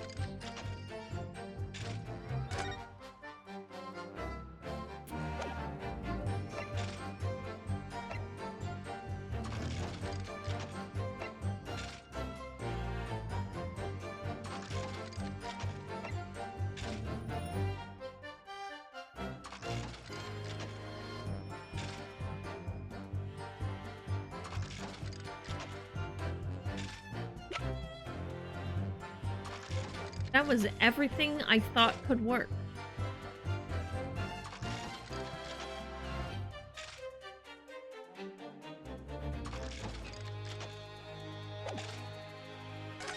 Unless I'm reacting to the wrong thing.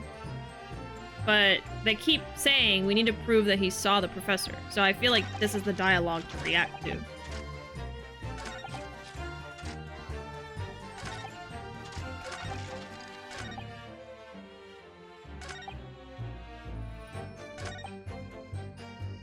I am confused. Yeah, I don't know.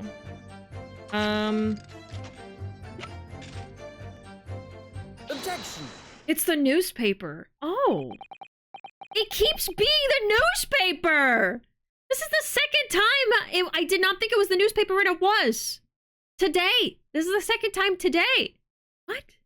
Sorry, Mr. Drebber, but I don't believe that. Don't believe what? Your latest claim.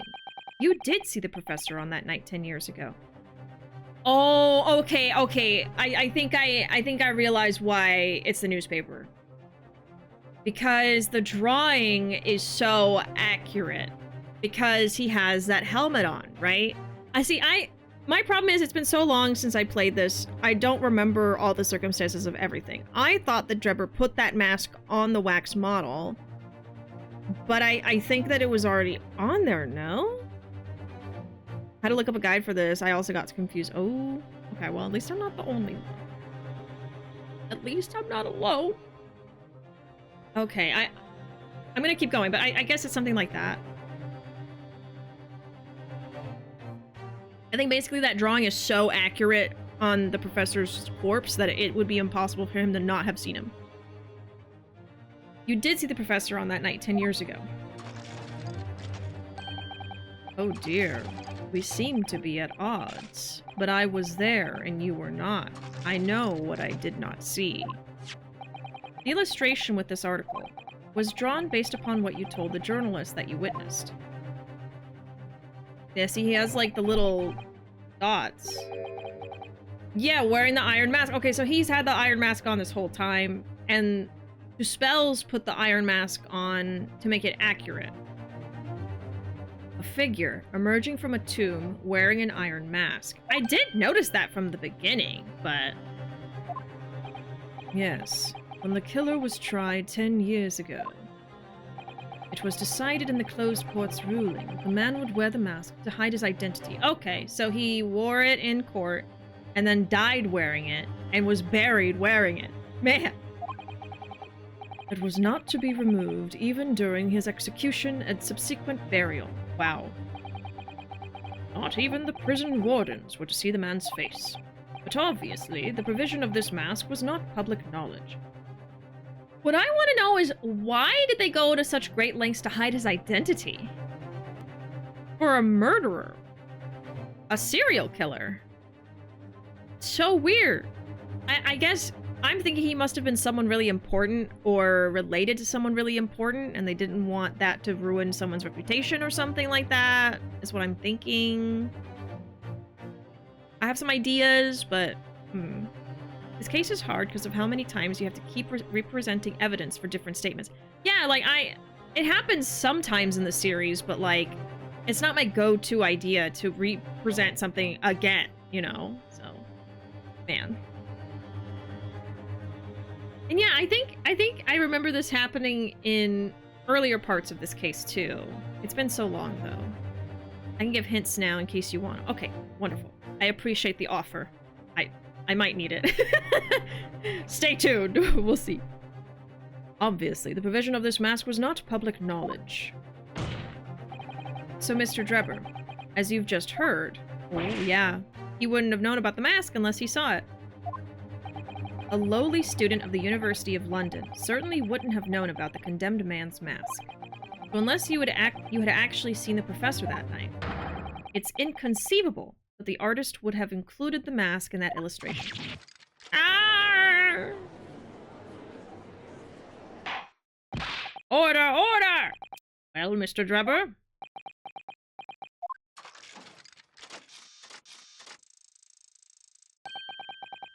It's a vile scene, isn't it?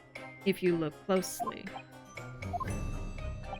And as I've already been at pains to point out, I was utterly petrified, which is why I had it in my head that I had seen such a blood-curdling sight. Yeah, but you couldn't have thought of the helmet on your own.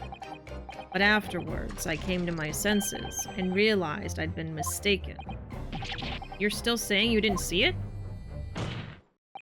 If you're stubbornly sticking to that story, witness, then amend your testimony to explain exactly how you think your eyes deceived you.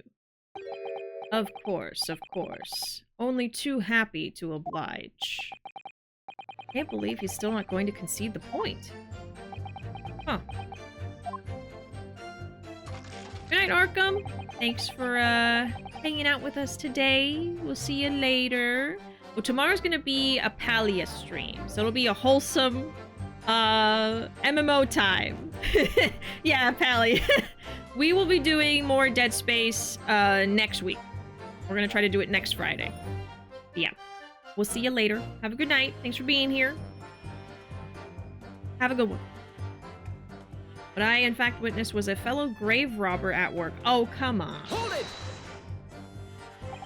A fellow grave robber? What are you talking about? Well, I wasn't the only one busy in the cemetery that night, you know. Other body snatchers were at work. Of course, when I saw one emerging from the hole he had dug, my heart very nearly stopped. Okay, but what about the iron mask, though? That's the terrifying sight I actually saw, you see. You're claiming it was just another student on equally insalubrious business as yourself.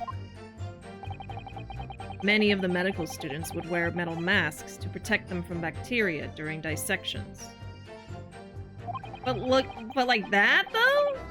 Clearly, the fellow was using such a mask to protect his anonymity. Anonymity. Wouldn't you say? I always struggle with that word. But there's more to the story, isn't there?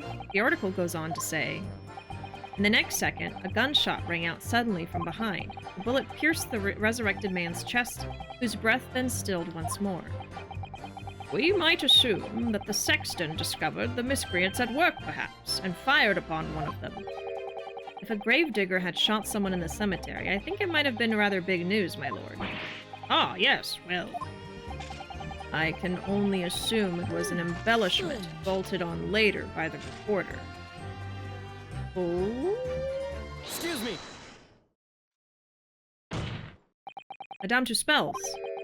Don't take it out on Mr. Sholmes. Yeah, she's mad. Oh la la, pardon. I was lost in my thoughts. Would it be fair to say that Mr. Drebber's last remark was significant to you in some way? I thought it was a little strange, that's all. How Monsieur Drebber could claim this now. If you don't mind me saying, madame, what are you talking about? Well, when I met you 10 years ago at your university dorm, you recounted to me about your adventures in the cemetery, no? Including the gun shop. Stop! You might want to watch your tongue, you know. Objection! Have a care, Drebber. That's no way to speak to a lady. Please, Madame Tuspels. Carry on. You're intimidating a witness! Of course. She's not phased. She's like, you don't scare me. She's a baddie. According to what Monsieur Drebber told me at the time, he did hear a gunshot from behind him, and the bullet hit the condemned man. I said nothing of the sort. No, you were very explicit about the details. About the mask that the figure was wearing. And the blood that spattered over you when he was shot. Here's where the camera comes in, baby! Enough! Shut up, woman! You're making all this up. That will do. Mr. Drebber, apologize to the baddie now! Yes? You refute the account just given by Madame Tuspels?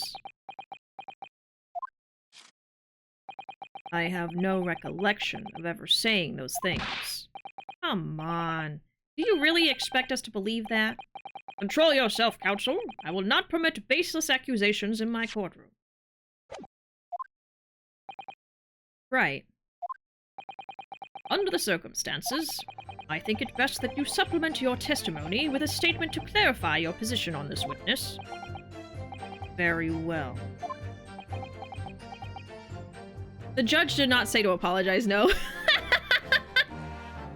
He did not say apologize to that baddie. That was me. I wish he defended me like that. Defended by a vampire sounds nice. There was no gunshot from behind me, nor any spattering blood. Oh, really? Hold it! I've got a camera that would say otherwise. Yet Madame Tuspels has testified that you told her about both of those details. Not true. I said nothing of the sort. 10 years have passed. Without material evidence to the contrary, you have no grounds on which to question the witness's word. Tell me, Madame Tuspels. Oui? What exactly did Mr. Drebber say about the blood that apparently spattered on him? This is what he told me.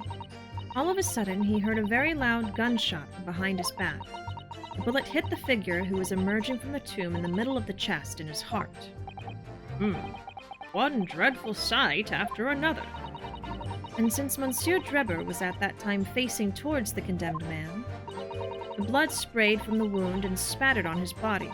That is what he told me. So, not an experience you would ever forget, is it? Precisely. And I didn't forget it, because, as I've already said, it never happened in the first place. He's clearly lying. If only I had some evidence to prove it. Oh, I do! We can't let him win, Mr. Naruhodo. So we mustn't overlook a single detail, no matter how small. Don't worry. I got you, Susato. I got you. I'll save anyway, though, because Miss Bishi is scared of messing up. Okay.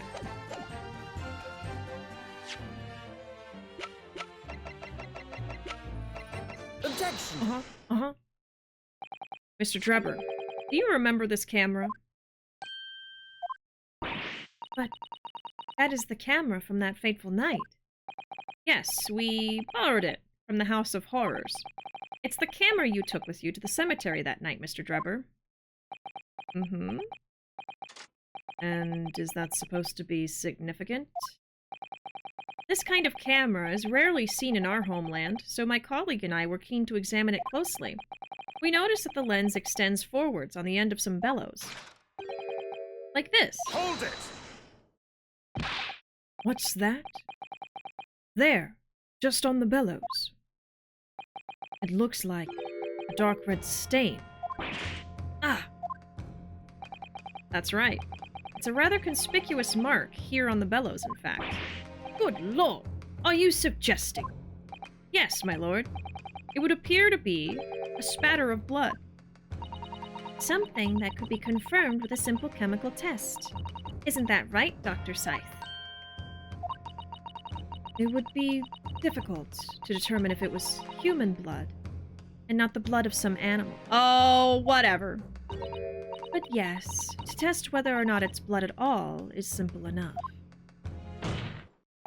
I propose that Madame Tuspels' testimony was correct, and that on the night in question 10 years ago, you were spattered with blood from the gunshot wound. Well, Uh-huh. And that furthermore, you really did witness the condemned professor emerging from his tomb. Ah!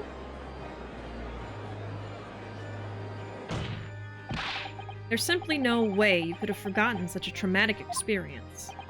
In other words, the only explanation is that you're trying to hide the fact that you saw the professor that night. Objection! But why? Why would he want to do that? Well, not for his own gain, it would seem. But whose then? Who could benefit? Mr. Drebber is obviously lying in order to protect somebody. My goodness, he's shielding someone. Not him, like, looking at Dr. Scythe right now. Yes, my lord. And clearly, it's someone who doesn't want the truth about the professor coming back to life to be exposed. He's cracking like a pumpkin! Of all things. We're busting open that pumpkin! Is that what you're saying? Well, counsel, who is it then? Who is this witness trying to protect by lying about what he saw that night? I don't need to say it because I already know it's the baddie, Dr. Scythe. Take that! He's protecting a baddie. Another baddie. The obvious answer is Dr. Scythe. Scythe? Whatever do you mean? Imagine if the convict who had been sentenced to death was not in fact killed. Imagine if that was to come to light. What are you insinuating? And imagine if the convict in question was the country's most hated mass murderer. If it was the professor. That would be an unprecedented scandal. Objection! This is beyond a joke. Need I point out that the dead cannot come back to life? What you're suggesting would mean that the execution never actually happened. We did say that earlier, buddy. Yes, that's exactly what it would mean. Objection! Once a man is sent to the gallows, he hangs. No one could escape. Not in Great Britain. Objection! But the fact is, there was a witness to the fact the man did escape his hanging. If that were really true, counsel, the implications of misconduct would not stop at the supervising coroner. It would taint the honor of the entire judiciary from the ground up. And it's exactly because of those monumental repercussions that Dr. Scythe would consent to any demand made of her by someone who threatened to expose the secret. even if that meant being complicit in a crime. You mean... I mean that Dr. Scythe wasn't collaborating in Mr. Drebber's wicked scheme. She was coerced into collaborating in order to protect her decade-old secret. She switched the dead body of Mr. Asman with the waxwork model and fabricated the autopsy report. A baddie derogatory is protecting a baddie affection. Lord Van Zeeks, not the leg again! Pray forgive my freshly filled hallowed chalice and a whole raft of other discourtesies now. Goodness me! That leg belongs on the cover of Vogue, but it might be too long! It's just the sort of tall tale Londoners would enjoy, I grant you. Oh, the leg's gone. You should have just kept it up there the whole time. An executed killer rising from the dead. A Scotland Yard cover-up. A conspiracy at the highest levels. So let me ask you one thing. What's that?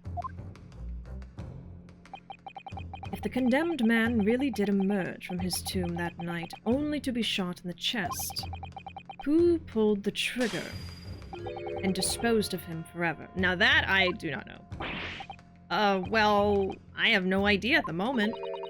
We have too little information to work that out at present, I think. I couldn't agree more. The Old Bailey is no place for wild fantasies. Why do I need to know who shot him for this to be true?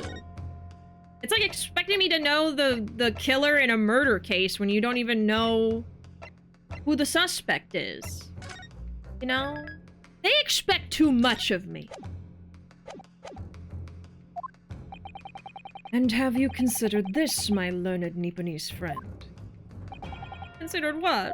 Do you realize just what a dangerous endeavor it would be to coerce this woman into such criminal activity? It's tantamount to declaring war on the entire British police force and judiciary. Yeah, I don't think Mr. Steampunk is past doing that. Quite. Hard to imagine any sum of money being offered for research could warrant it. To rely on some stage deception when so much is at stake would be madness. Well, I suppose... And this was no petty crime, either. The victim was murdered. A man who had already invested money in the venture and would be instrumental in future profits. No. There was a contract. I had no reason to kill Mr. Asman! I don't think so, buddy.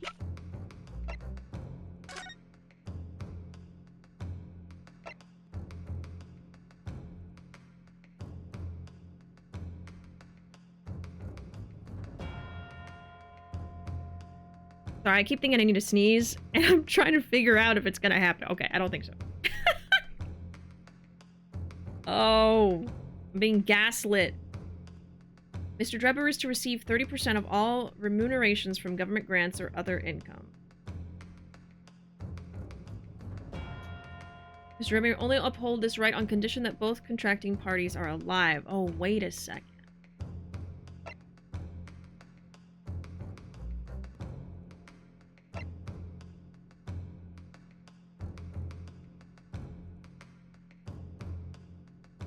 Oh, I feel like I'm missing some information that I learned earlier in the playthrough for this.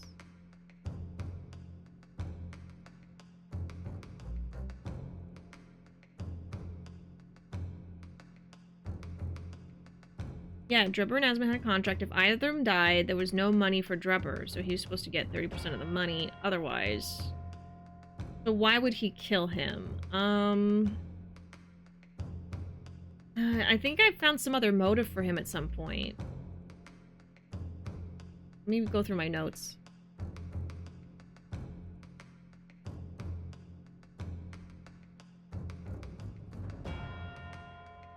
Good night, Ruuuvo. I'll see you later.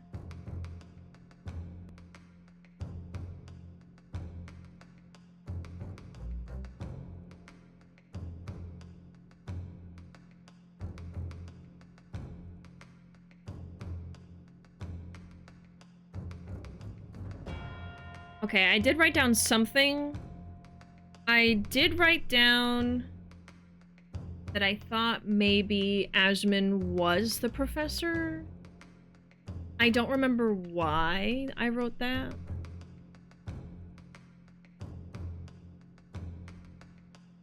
Because the professor was dead when two spells went over there. So now I don't think that's...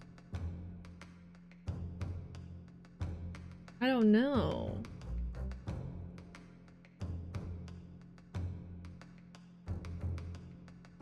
Well...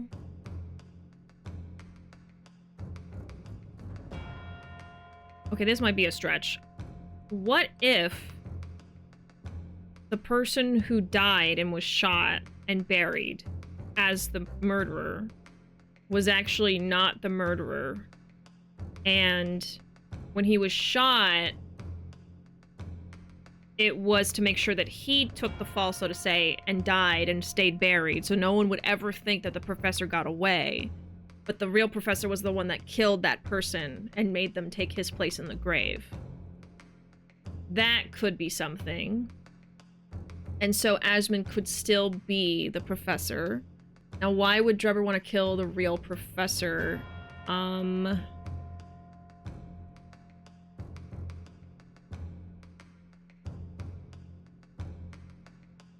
don't know if I have an idea for that.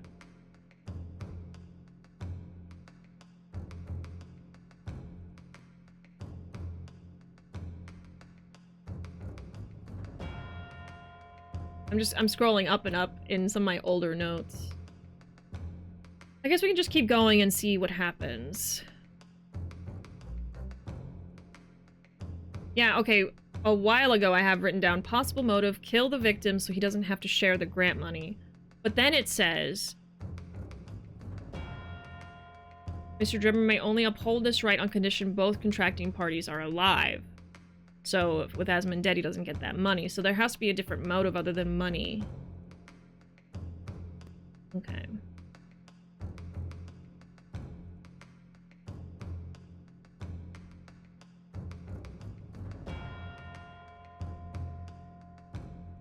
Alright, I think we'll just keep going. And see what happens. He gave off bad vibes, had to go. Okay. That had to have been it. Okay.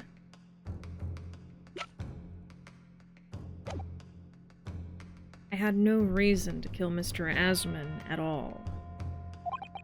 Or are you forgetting that his death results in me not receiving a single penny? Right, so he's bringing that up himself. So that, to me, feels like the cover. Like, why would he want to kill someone if that means he doesn't get money? There's another reason. The court is already aware of the contract between myself and the victim now. There is the contract. That's very true. The motive for this case runs deep, though. I can feel it. Using threats to force the head of the forensic investigation team to cooperate is extreme, especially for a government grant he had no guarantee of receiving in the first place.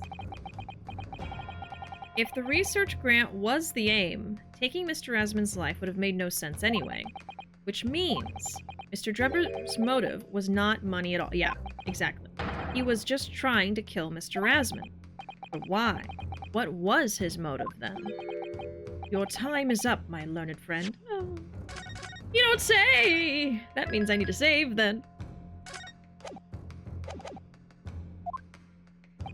I'd say you have one last chance before the jury lose their patience with this charade. This charade.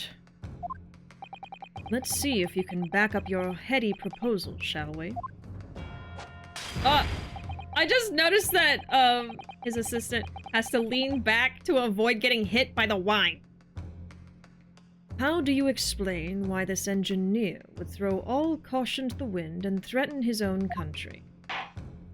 Oh god. At this point, I'm not prepared to listen to more of this outlandish conjecture without proof. So, counsel, present your evidence. Alright. Who exactly was Mr. Asmund Drebber?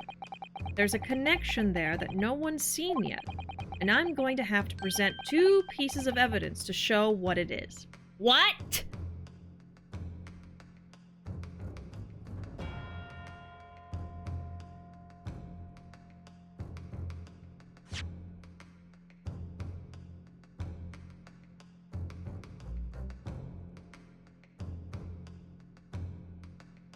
Okay. Present 2 pieces of evidence to show the connection between Drubber and Asmon.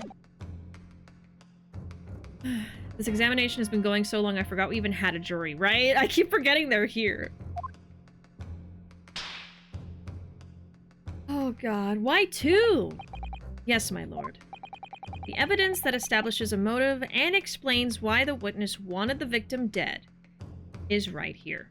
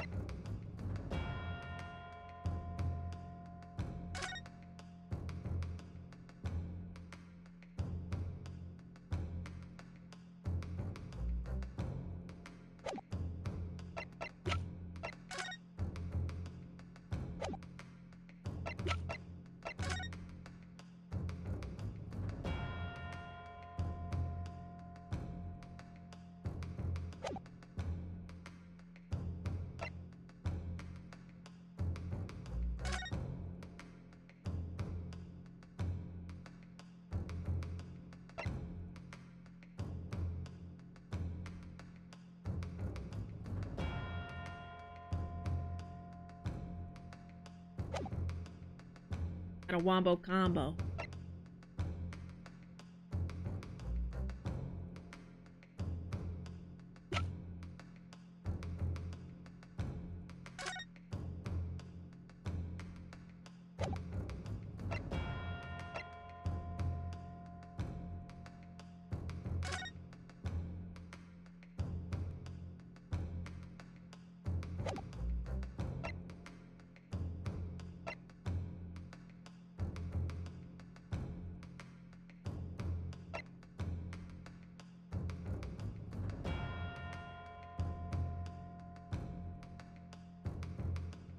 Grasman.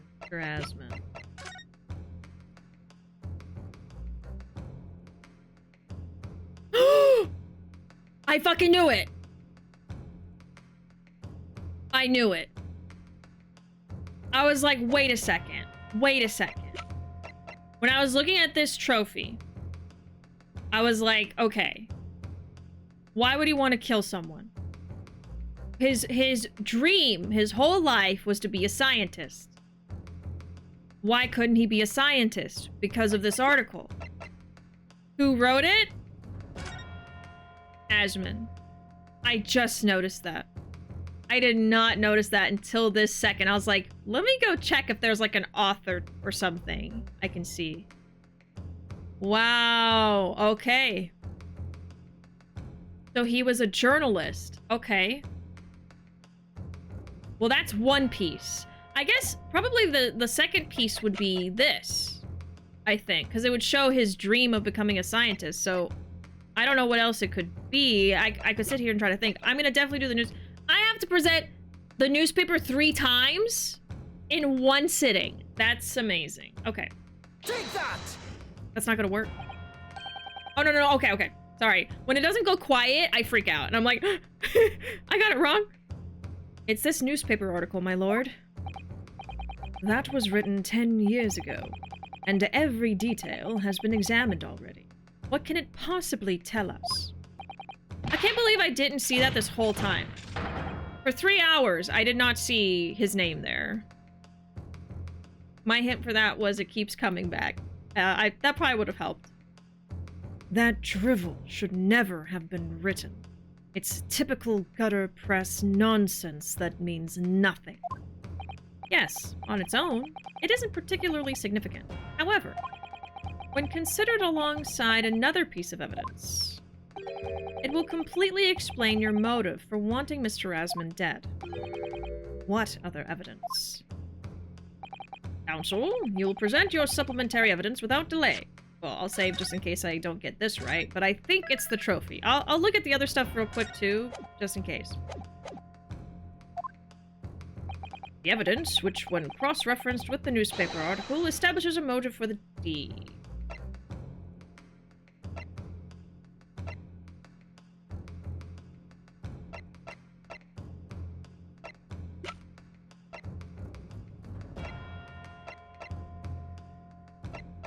I think the trophy's the only thing that makes sense. Take that! I think it's fair to say that after your presentation of evidence, Counsel, we have only half the story. That's right, my lord. Which is why I just presented another piece of evidence to complete it. It's wrong. Oh, fuck, it's wrong. Clearly, my learned friend only had half an education, and irony wasn't included on the syllabus. So let me put this in words of 0 syllables that even you will understand. Wait, I see it now. It's a play on syllabus and syllables. That's the irony! That was just a pun, Mr. Naruhodo. The irony was elsewhere. Oh. Okay. Your argument clearly does not stand without this second piece of evidence, which remains elusive. The evidence I need to supplement the article. I know it's right in front of my eyes. Yeah, you don't have to rub it in.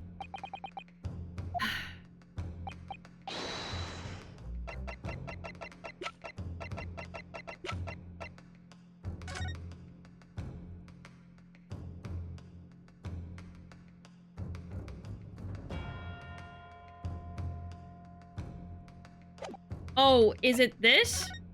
Because it has their signature, so they'll know that this is Asmon? It must be that. It must be that. Take that! Okay, I got it, I got it. It just took me a second. It's this contract, my lord. Mr. Drebber, this is the contract you signed with Mr. Asmon. Yes, that's right. The very document, in fact. That proves I had no reason to kill the man. No, I'm afraid not. What? There's something very significant that this newspaper article and the contract have in common. Really? And it's that common link that shows very clearly why you were determined to kill Mr. Odie Asmon. It seems the defense has uncovered something the rest of us have missed. So, my learned friend, point out what these two pieces of evidence have in common. Where exactly is the link between this article and the contract? Right here! Take that!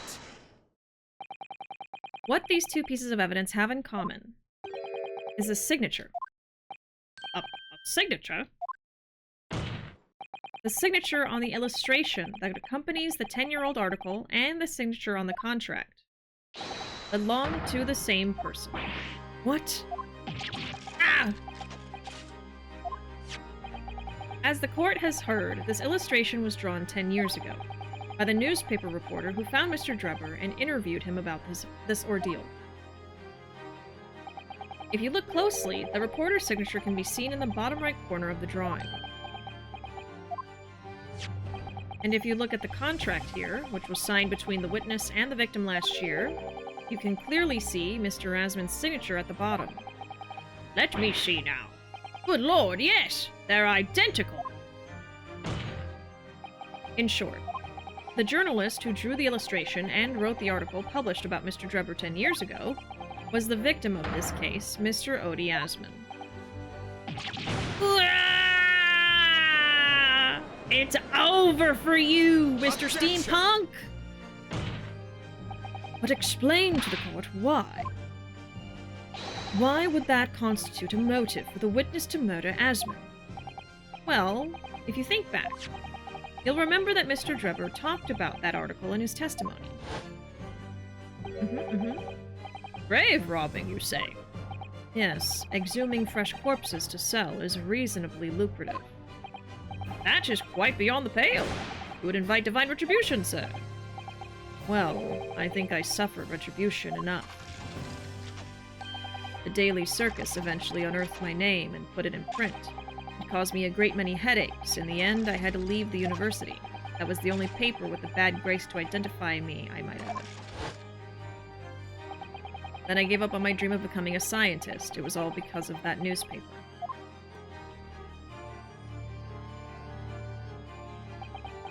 Yeah, we got him. We got him. At the time, you were a student of the University of London who dreamt of becoming a scientist. However, this single newspaper article changed your entire life. Hey, Conker, welcome in. Where's Herlock? He'll probably be here soon. I can't make any promises, but he will probably jump out from a corner somewhere the next hour or so, perhaps. Yeah, this guy's very interesting. So, Mr. Asmund used to be a newspaper journalist, did he? He did, my lord. In fact, it's a widely held belief that Asmund managed to position himself at the heart of his criminal network, thanks to the many dubious connections he made during his time as reporter. So, you had to give up on your dream and leave university. You lost everything. Eventually, you found yourself working in the field of science, but only in the shadows. And all because of that article, written by Mr. Asmund. Enough! You're right. We have had enough. I need to take another short break. We'll leave you all off on this cliffhanger for just a couple of minutes. Be back very soon. I'm going to take a very, very quick break. Hopefully we're going to finish this case tonight. That's what I'm hoping for, but we'll see. BRB.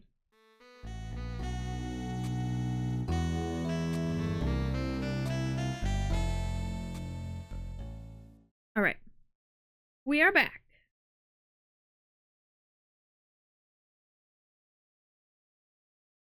Where's my music? Where's my game? Can y'all hear the game? Oh no.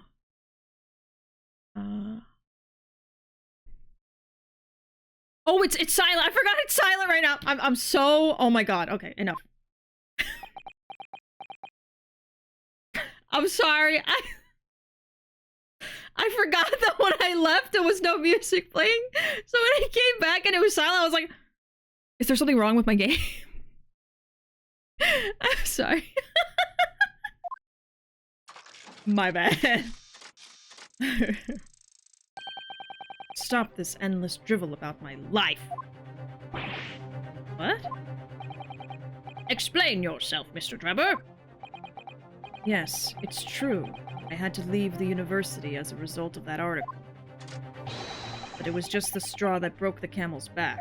Yeah, and I bet that's enough for you to kill someone. What do you mean?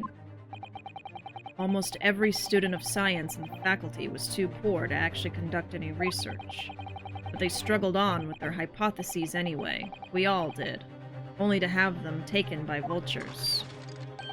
Sooner or later, you knew your ideas would be stolen and patented by some wretch or other, after all. Good gracious! Making a name for yourself as a scientist in a climate like that is a miracle only a select few geniuses could ever hope to achieve. Personally, I wasn't one of those, so it was hardly a wrench. No. This is where the trophy's gonna prove you wrong. Okay. No. Being forced out of the university because of Lowgate was the best thing that could have happened to me. You're a liar. You're a liar. Mr. Drebber? Do you genuinely believe that? Of course I do. Who's better placed to know whether or not I possess a talent for science than me? I'm sorry to say that your words don't ring true at all. How dare you? And I have evidence to prove it. How are you in a position to say anything about me? I don't know you from Adam. Fine. You think you have evidence, go ahead. Show it. What could you possibly have to disprove the idea that I was happy to leave university because I lacked talent? Because you were really smart and good at science. Take that! Do you remember this, Mr. Drebber? We found it at your workshop. Is that a Royal Society trophy for excellence in science? What exactly is this trophy, Council? It's the greatest honor that can be bestowed on a young scientist, my lord. There is no higher accolade. It recognizes emerging talent and promises a bright future. Good gracious! Your prospects for the future were excellent, weren't they, Mr. Drebber? Because even then, you were a genius in your field. But you lost everything. You had no more future. Your talents would go to waste. All as a result of this one newspaper article. I don't know when you realized who Mr. Asman was, but when it dawned on you that he was the same journalist who 10 years ago ruined your life, it's abundantly clear that you had no intention of forgiving him.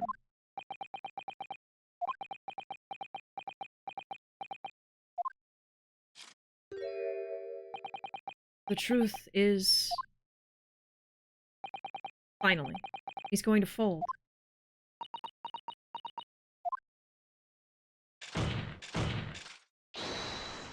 Oh!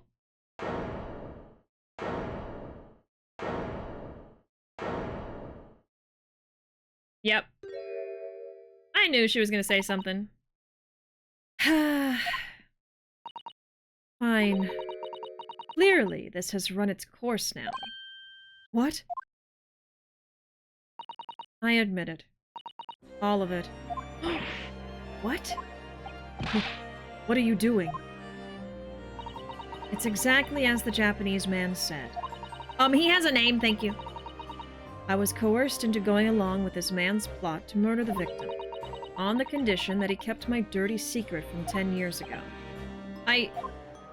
No. Good Lord! Dr. Scythe, do you realize what you're saying, woman? It's all true. She has a name, thank you. Why don't we use names here, huh? That day, when I arrived at the Crystal Tower and saw the birdcage, my heart nearly stopped beating. That memory from a decade ago that I'd done my best to bury deep inside myself. It was the professor again, staring me in the face. And then, before I had a chance to react, I noticed something else. There was a note tucked inside the model's jacket. Dr. Scythe, you will go along with my plan, from someone who knows the truth about what really happened that night 10 years ago.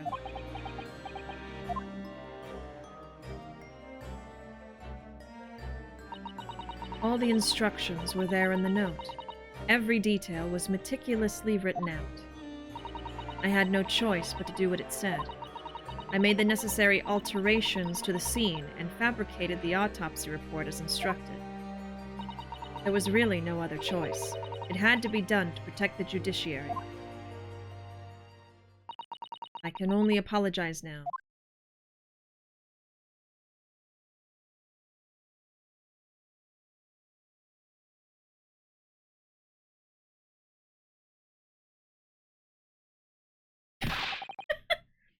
Why on earth would you buckle now? Well, there's no point trying to hide it anymore, is there? I would have done anything to stop it coming out, even collaborate in a murder. The great lie about that execution 10 years ago has been exposed. Whatever happens, I'm finished. Dang. So then, Mr. Drebber, what do you say to that? Your accomplice has admitted everything. Surely it goes without saying. You admit your part in it too, then? I admit nothing. At all. Oh my god. What? Have you forgotten that the kinesis machine was ripped to shreds by an explosion? Short of me admitting to a crime, there's really no possible way for you to prove I did anything. Oh, we're doing this now. Okay. They can't make it easy, huh? No! I think we have evidence, though. It's gonna take me a second to remember. Order! Whatever this man says, I admit everything. He threatened to expose my secret, so I went along with his plan. And Lord Van Zeeks... Yes? I hope you'll accept my apologies. What happens next is in your hands, of course. I have heard more than enough now. I hereby present the final findings of this court. Oh? This trial is not the proper forum in which to pursue the alleged wrongdoings of Mr. Drebber. The defendant is Professor Albert Harebrain. Okay. Very true. It had slipped my mind. Isn't he one of your closest friends? As the court has heard, Dr. Scythe has admitted to the allegations brought by the defense, thereby absolving the defendant of any possible guilt. Huh? True? You mean... Oh my god, it's over? At the present time, it is the conclusion of this court that the defendant was not involved in any wrongdoing. Does the prosecution have any objection?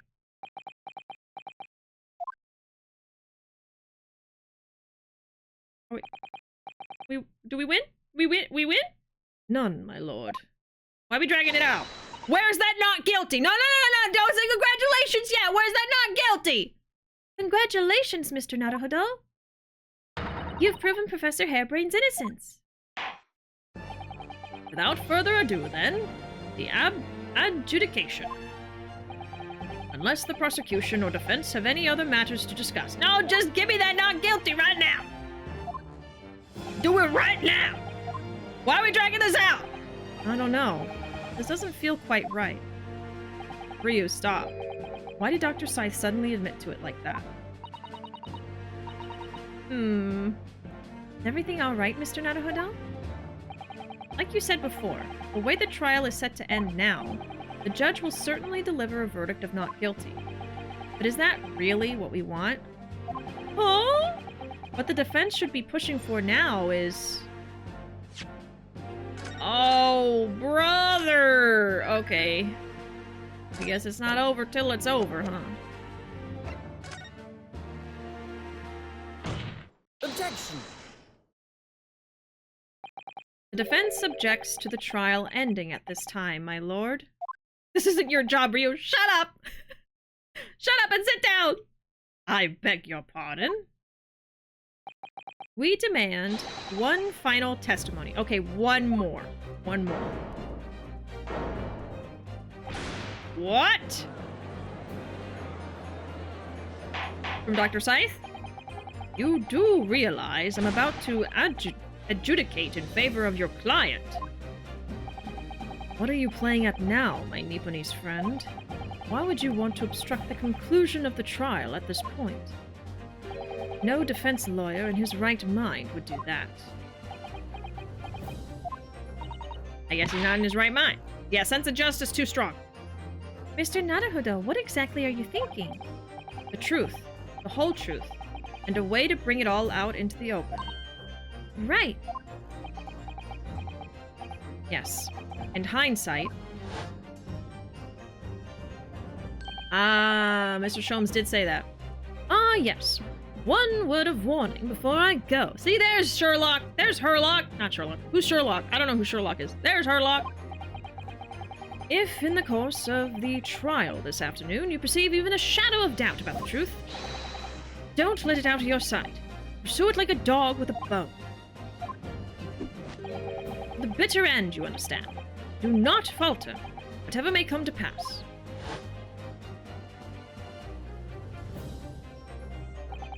I'm sure Mr. Sholmes knew. He must have deduced that this would happen. Yes, I'm here in court to advocate for my client, and to secure an acquittal. Obviously. But that's not all. I believe that I have a duty to the court, to pursue the whole truth of the case, until every last detail is laid bare. And that is why the defense calls for further testimony from Dr. Scythe. Yep. Testimony from me? About what? Your crimes! About the nature of your collaboration with Mr. Enoch Drebber. Huh. In case it's escaped your attention, I've already admitted to everything I did. The whole truth has already been revealed. So stop wasting everyone's time. As his lordship made very plain, your client will get the acquittal you wanted for him. There's simply no point protracting this business further with another tedious cross-examination. Objection! The whole bottle. Pray, forgive my careless handling of that hallowed bottle. I slipped. That's what you call it? What is your objection, Lord Van Zeeks? The prosecution also calls for supplementary testimony from the witness. Don't be stupid. If there is more to this case than has yet come to light, then I will join my learned friend in pursuing the facts until the bitter end. You'll what? Lord Van Zeeks. This is most irregular, to say the least. I wish I were that bottle. Whoops! However, as the prosecution also calls for it, I will uphold the request. Dr. Scythe, you will testify for the court, explaining the full extent of your involvement in the murder apparently committed by Mr. Drebber. Very well.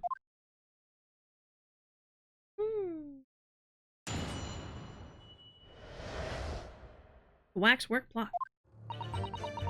It all began at the scene when I saw the waxwork and the note tucked inside its jacket. The actual body of the victim, as indicated in the note's instructions, was beneath the experimentation stage. The body had to be arranged in certain ways to implicate the defendant, which was my job. I enlisted the help of the entire forensic investigation team to dress the scene appropriately. They're all in on it! The truth about the execution 10 years ago is a state secret of the highest level. I had to protect it. So I was right. The stage and the machine were all specially designed for the deception. So it seems, and all meticulously prepared. You did well to see through it. You're a very shrewd boy. Flattery will get you nowhere, you baddie! You bad, bad girl!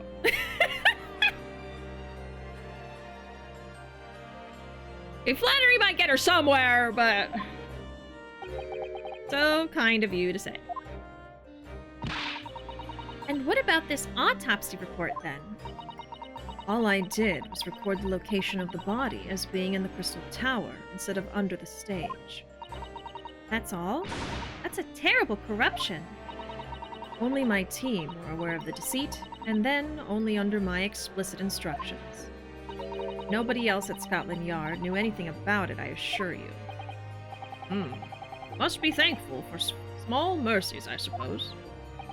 Well, I believe that testimony has clarified everything. There's no particular need for cross-examination, I would say. No, I disagree. I can't shake the feeling that something's wrong. Just look at that expression on Dr. Scythe's face. The defense is right to cross-examine any witness following testimony. What is it about you Japanese that makes you all so doggedly persistent? Very well. If you so desire, counsel, proceed with the cross-examination. Yes, my lord.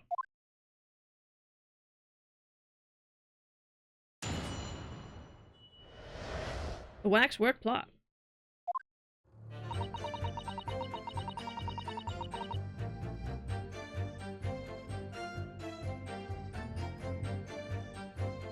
I had to sneeze, sorry. Wait a minute, Ryu. You just want an excuse to talk to her more. I mean, I'm not complaining. I'm not complaining. It all began at the scene when I saw the waxwork and the note tucked in the jacket. Hold it! From what you described before, it sounds like the note was anonymous. Did you have any idea of who was behind it? There are very few people in the know about what really happened 10 years ago to start with. But anyway, I had never heard of this engineer, so no, I had no idea. Yet despite not knowing who was behind the plan, you went along with it? I had no choice. Protecting the professor's secret was my only concern. But the horse has bolted now, and the stable door will never shut again. Scotland Yard's reputation will be immeasurably damaged as a result of all this. Yes, thank you, Lord Van Zeeks. I am well aware of that. So, as I understand it, what you found in the birdcage was the waxwork model. Where, then, was the victim's body?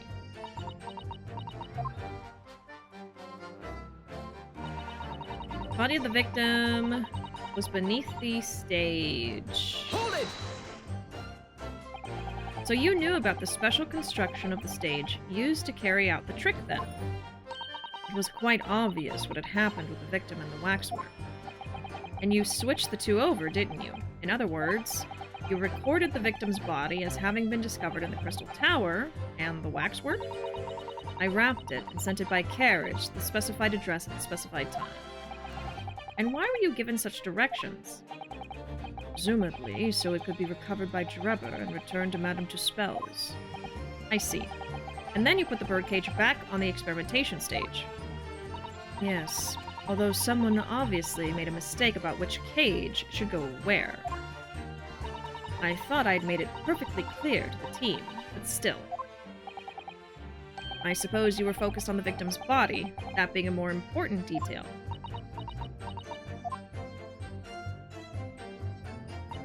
The body had to be arranged in certain ways to implicate the defendant. Hold it!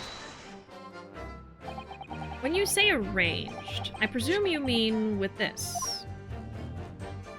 Yes, the instructions in the engineer's note said something along the lines of fabricate some evidence to make it clear that Harebrain alone could have killed Asmon. So you mean that was your doing? I fetched Harebrain's ridiculous screwdriver from the stage and took it with me alone to the abyss under the stage where the birdcage had fallen. Alone, Doctor?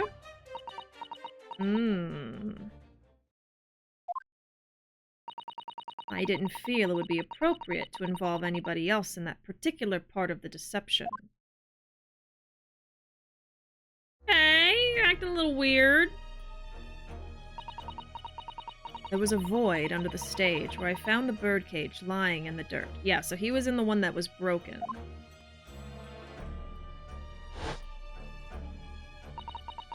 I approached it, leaned down, and slowly opened it up. Then, I took the screwdriver in both hands and plunged it into the man's chest. Woo!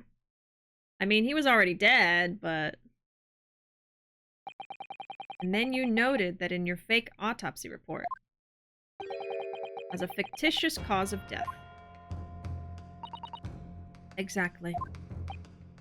So, the actual cause of death was... the trauma resulting from the 30-foot drop. I would.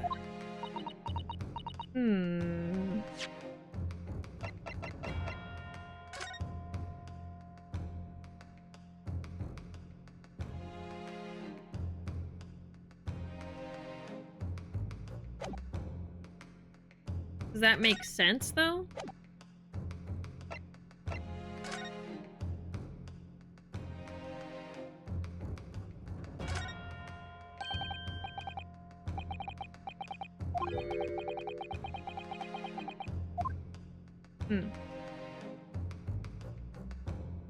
Is there any way that something different happened?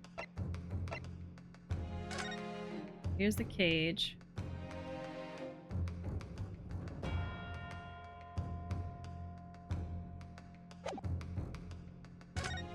Actually, you know what? Yeah, I will listen to this again.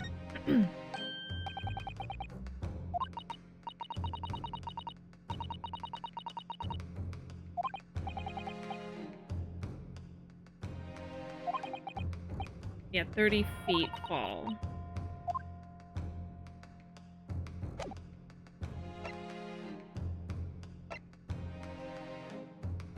But he did not fall into the tower, he fell into the experimentation stage, right? Yeah, so he was right there in that cage where he was supposed to teleport from, and then just fell straight down. Is that 30 feet? Is that 30 feet tall? It was tall. It was like you had to take stairs to go up to the top, so... I'm just trying to make sure I don't miss any details here. He fell in there. Okay. I guess what I'm worried about is, like, did she actually end up having to kill him and he wasn't actually dead yet? I don't know. What is it, Miss Usato? Something about Dr. Scythe's last statement. Okay, what'd she say?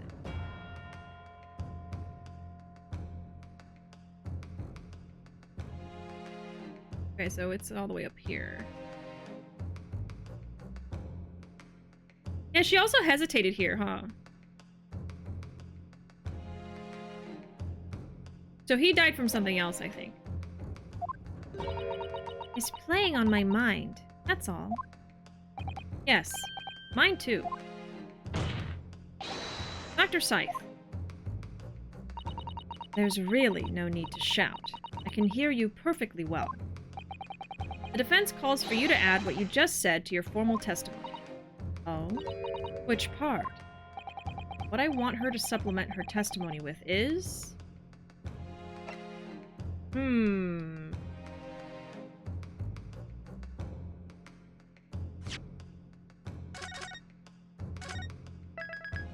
I think the cause of death.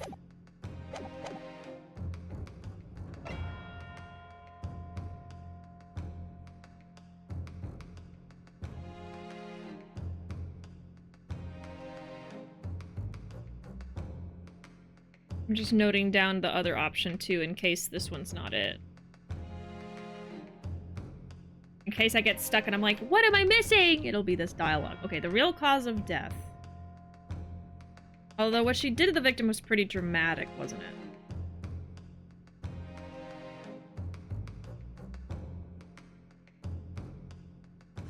Let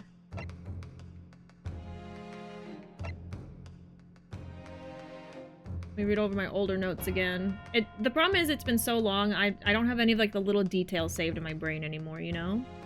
Yeah, okay. I don't know. I think I'm gonna go with... Let's go with the real cause of death and see what she says first. The real cause of death being the fall of 30 feet. That part. Fine, if that's what you want. Just stop yelling, please. Prosecution concurs.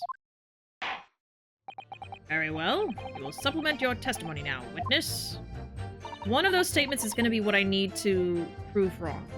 If you wish, my lord. The actual cause of death was the neck trauma Asmund suffered from a 30-foot fall. Okay, so we're going to press her on this. We get the option from Dialogue 3. In case I need to go back and change that. Okay. Hold it! You're quite sure of that? It was as a result of a broken neck? Yes. As a professional, that was more than apparent. You would never know just by looking at the photograph of the victim, though, would you? No, that's very true. Obviously not. Which is precisely why coroners are needed to determine the actual facts.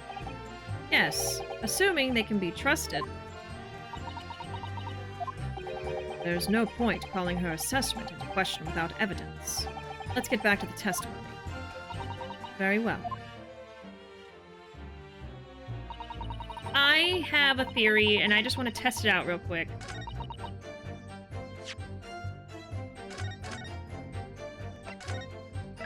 I just want to see if this does something.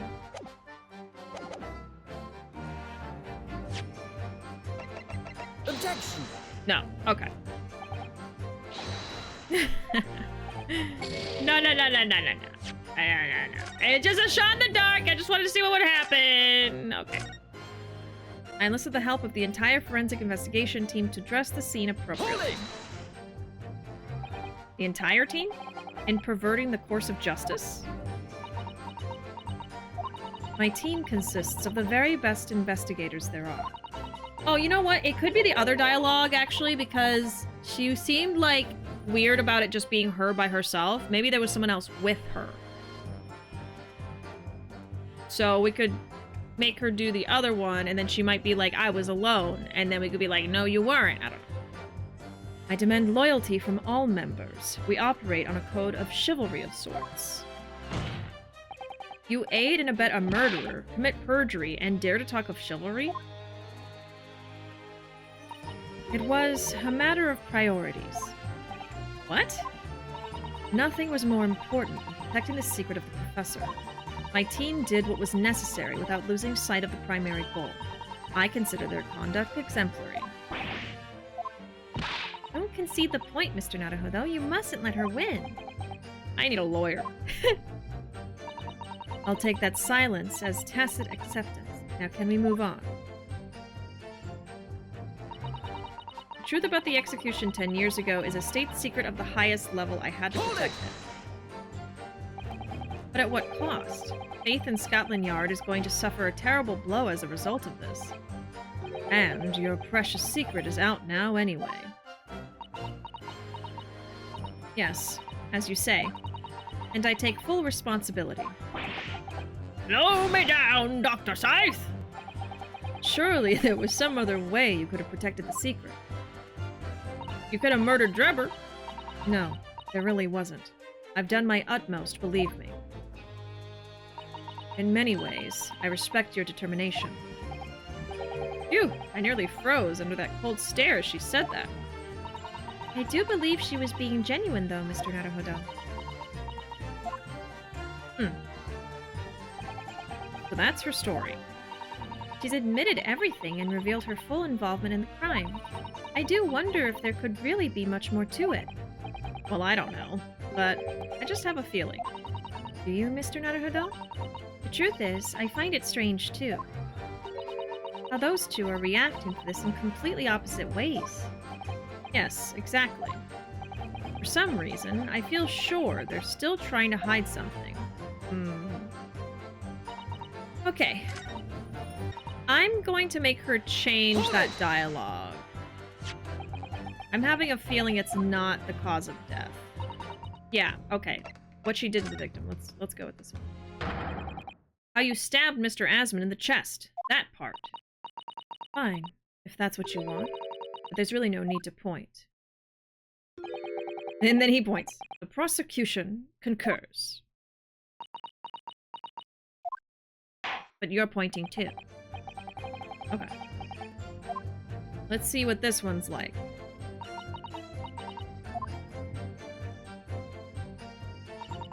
I stood over the victim's corpse where it lay in the toppled cage and plunged the screwdriver into the chest. Hold it! So it was you who stabbed Asman with this. Yes. Far easier than dissection, I assure you. No precision required. What a welcome change. The victim died instantly from a snapped neck. All I did was carry out the instructions I'd been given. As unflinchingly as ever, no doubt. I imagine you didn't bat an eyelid when you drove the weapon into his body. There was no need to bat my eyelids. And what else did you do to twist the facts? Remind the court, why don't you? If you wish.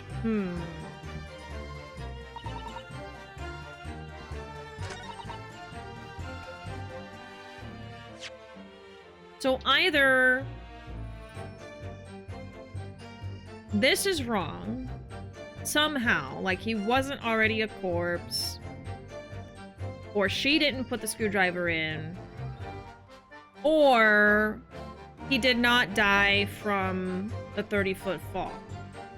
One of these is wrong.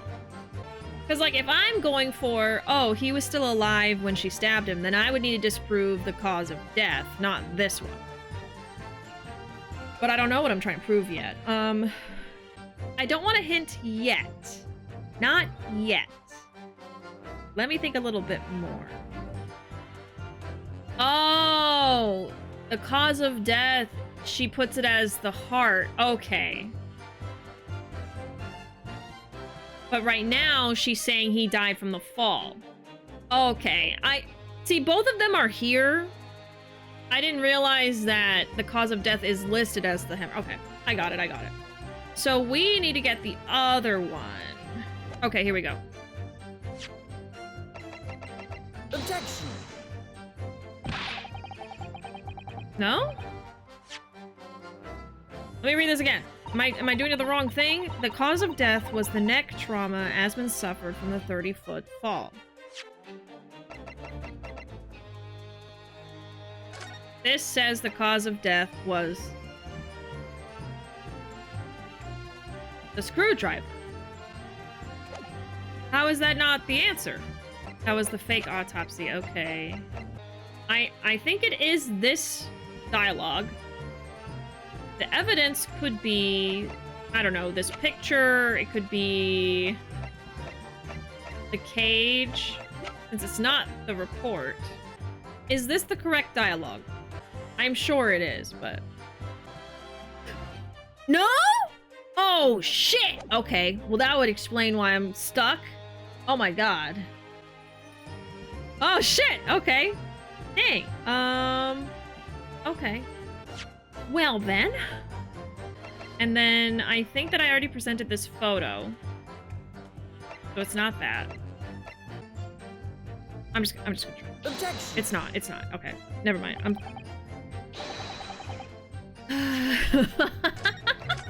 And I don't want to ask for the hint now because you guys have already told me which dialogue it is for sure. You know? So now I'm like, oh, I gotta figure out this next part on my own. My brain feels like a bowl of mac and cheese right now. It's just sloshing around in there. I could present the autopsy report to this. I only presented to the other dialogue. Objection. No. Okay, cool.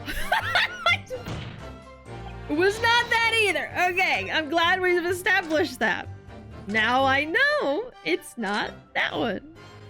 Good to know. It's not the picture. It's not the screwdriver. It's not the autopsy report. Okay, good, good. We're narrowing things down. That's good. It's the newspaper again. I would just rage quit at that point. What about a hint where we say where the correct evidence is? Like on what page it's on? I feel like the second that y'all give me one hint, I'll figure it out. Which of course is what we all want, but... What about my pride? What about my ego? What about my dignity? My only thinking is like someone else could have stabbed him, or you stabbed him with something else. Like what could be wrong about what she's saying? It could be that he was still alive. It could be that he was not in that cage. It could be that she didn't use a screwdriver. It could be that she didn't stab him. You know? That's why I'm like, oh, there's like 4 different ways this could be wrong. Okay, the detail isn't immediately noticeable. It's one of those, huh? This game loves to do that, doesn't it? This is so weird. Okay, so it's not that, or that. That is wild. Okay. Let me look at the remaining evidence one more time. If I can't suss it out, I'm just gonna ask for the most vague of hints you can possibly think of. I think I'm just gonna take the hint, y'all. I'm sorry. I really wanted to figure this out on my own, but on the first page. Okay, no more hint. I only want one hint. Okay.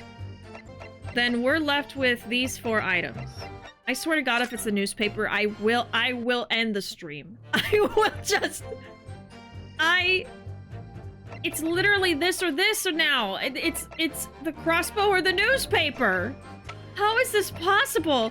I have never gotten stuck this bad. Oh, this is bad. I mean, at this point, I'm just gonna be doing these 2, but not really understanding anything. So just... You can give me your hint too, Zoe. Go ahead. Maybe I can at least have some kind of dignity in that your hint will help me solve it. Instead of me just presenting willy-nilly random stuff, huh? You ruled it out too quickly, is your hint. You ruled it out too quickly. I just feel bad for y'all, like, just like, I know what it is, but I can't tell you, you know, like, I know how y'all feel. I feel the same way when I watch other people, and I know the answer, but they don't. I'm like, I mean, it's either the newspaper or the crossbow, right? I mean, right? But I'm not seeing it. That's what's frustrating me. I'm like, I want to see it before I press yes. I want to understand what I'm doing. I was doing so good today. I'm gonna go with the crossbow, I guess. Objection.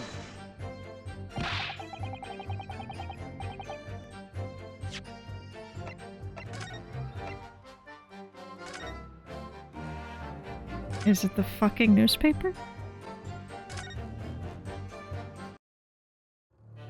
Is it the goddamn newspaper? Objection.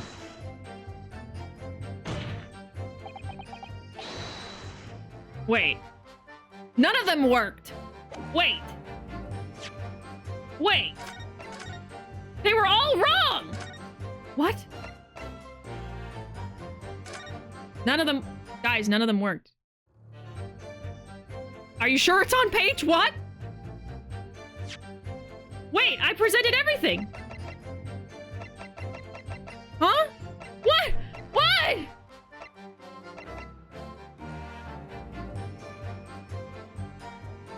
Is it the armband? God, I lost my mind. What? What did I do? What did I do? I presented the screwdriver, no? I mean, now it's been like 30 minutes, so I don't remember anymore what I did. I did the screwdriver. I did the autopsy. Right? I did the autopsy. I did the picture. I did this. I did that. I did that. I did that. I didn't present when I'm... What? I'm so sorry. I thought I did everything else. Did I not present the autopsy report to this statement? Objection. No, I did. What did I not do? I thought I did everything other than the armband. I thought I was smart before today. I didn't present to this dialogue. Okay, so there's something that I didn't... I'm so sorry. I thought I presented all of these to this dialogue, and I did not. Okay. I was gonna say, like, it doesn't make sense to be these two. It doesn't. See, now I'm not even trying to think anymore. I'm just like, I'm just gonna press random buttons. I'm just gonna press random buttons. Release me!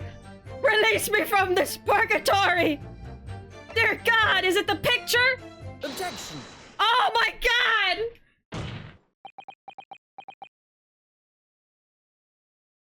That was my first thought! That was my first... I did not think it was the picture! I thought it was the picture! Oh, that's so embarrassing! I thought it was the picture! Wasn't that like the first thing I did? But I did it to the other dialogue. That's what messed me up. Oh no. Oh my God. That's why I couldn't get it. I was confused. I confused myself. Oh my God. I thought it was the picture. I did.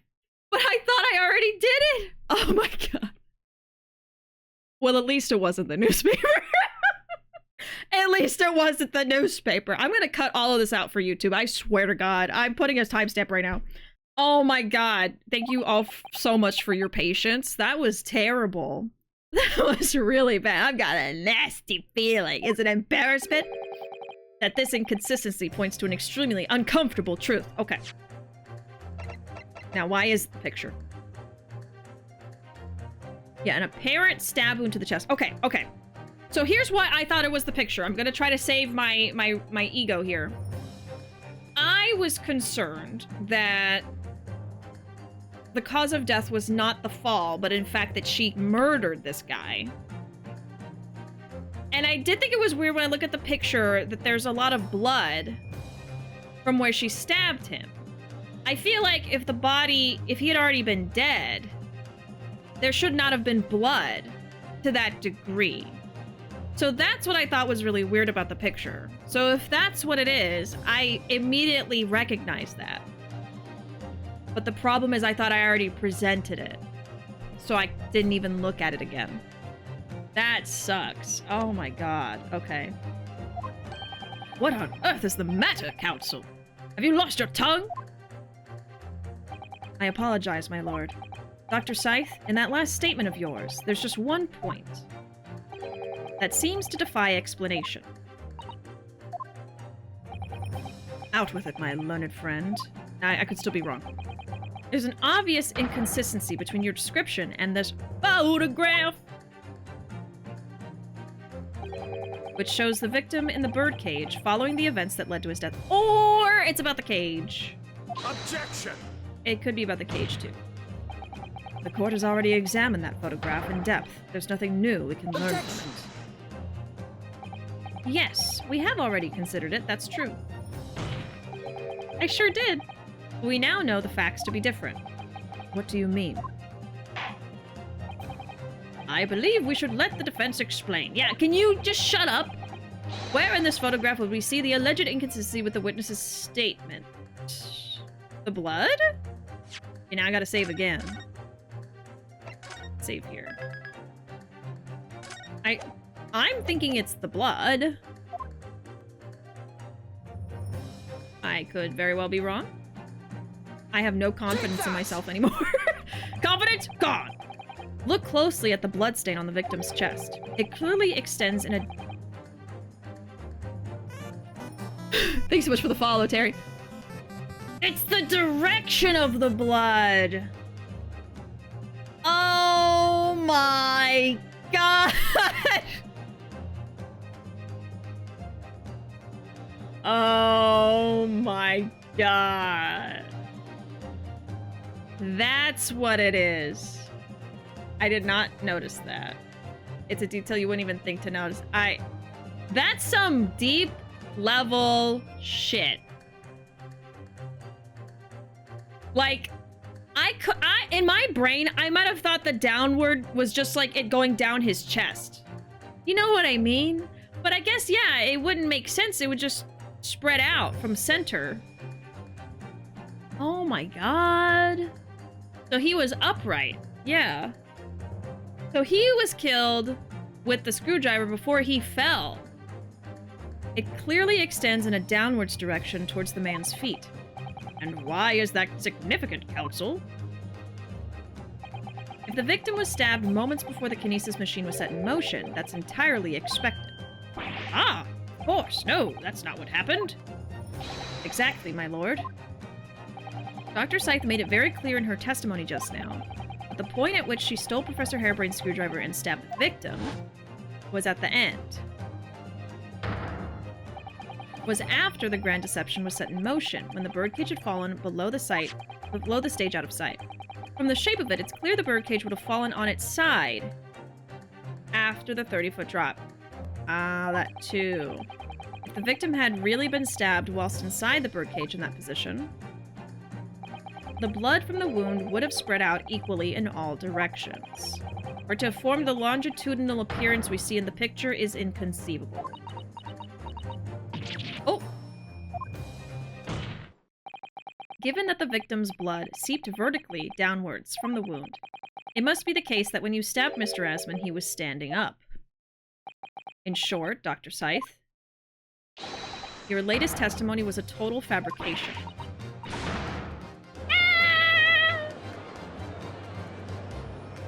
I knew it. I was right. You were right, Ryu. You were right. Now that I've identified that contradiction, there's only one way to explain the facts. We've all been under a great misapprehension here. What? What sort of misapprehension? Dr. Scythe, you claim you were coerced into helping Mr. Drebber as a result of the note he left in the waxwork. You claim that you made changes to the scene of the crime to implicate the defendant. And you claim that you authored a fake autopsy report to cover your tracks. But one of those claims is an out-and-out lie.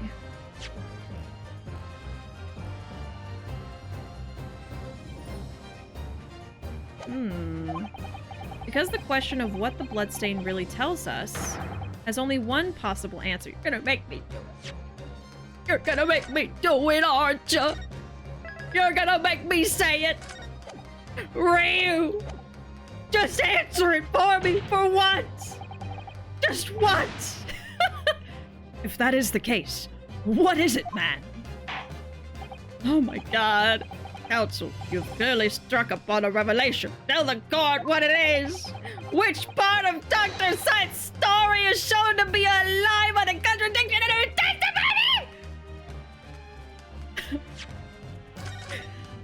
Oh my god. Okay, I need to think again. I gotta use my brain. Okay.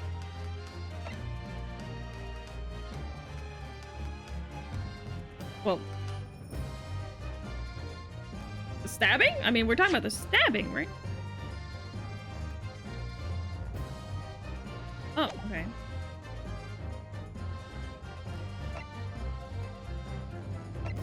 Okay, what was Ryu saying?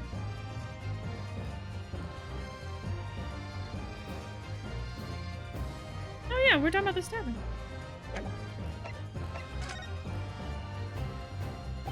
The answer is very simple if you consider the sequence of events.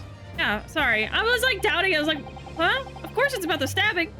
If, when the victim was stabbed, the blood from the wound seemed downwards as it did, we can be sure that the victim must have been either sitting or standing upright. But as you rightly pointed out, the birdcage would have fallen on its side when it fell beneath the stage. Yes, it would. Which tells us that the victim must have been in that position of his own accord. Objection! That's impossible. The man was dead, remember, was he? No. That is the misapprehension. Okay, so I was on the right track. He was not dead. When the birdcage fell from the stage into the void below, it must have hit the ground with considerable force.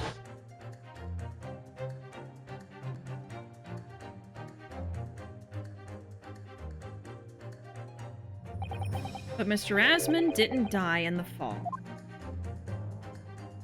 Wow. He probably lost consciousness for a while, but when he came round, he got to his feet to climb out of the cage. Just as Dr. Scythe appeared. Okay. I was on the right track at least, I just didn't know how to get there. If the victim was in fact alive at that point, it changes everything.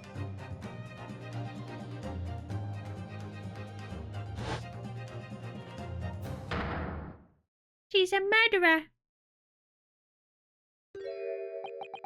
Oh.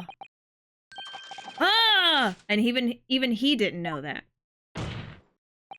Mr. Odie Asman's killer wasn't the defendant, Professor Albert Harebrain. Nor was it the mastermind behind the stage trickery, Mr. Enoch Drebber. It was you, Dr. Courtney Scythe.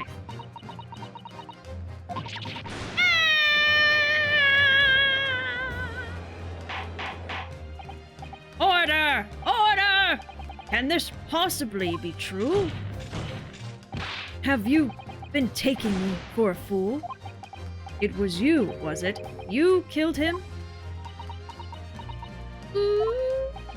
You hoped that by admitting to being an accomplice in Mr. Drebber's scheme, the trial would end, before you were accused of a far worse crime. Cold-blooded murder.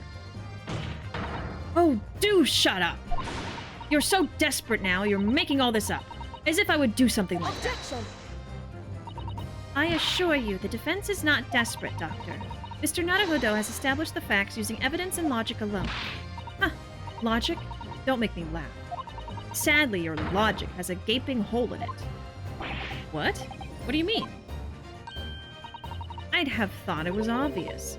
A motive, boy. You're lacking a motive. What possible reason would I have to kill Mr. Asman?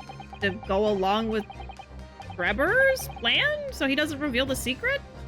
Asman was involved in any number of criminal activities, from coercion to theft to murder. But there was no known connection to Dr. Scythe there. Oh, I'm thinking of something. Rather relieved to say it seems somewhat far-fetched. True, there's no obvious motive, but there's still something in the back of my mind. I feel sure I've seen something somewhere that hints at why the coroner might have done this. Okay. Yes, I might have tampered with the crime scene and concocted a fake report, but murdering someone for no reason is a very different story. Objection. Okay, so we need a motive. She's a baddie in many ways now. No. When you questioned what possible reason you could have for wanting to kill Mr. Asman, something did come to mind. What? Oh god. What was it, counsel? Enlighten the court at once. I shall after I save... Man.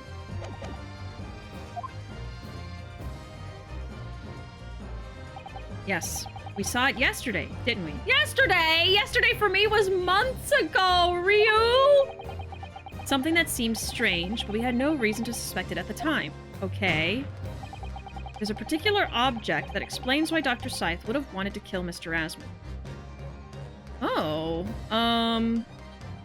is it the Iron Mask?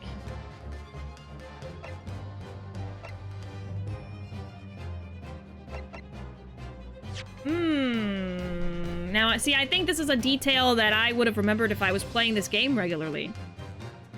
Oh, shoot. I mean, isn't the connection the professor?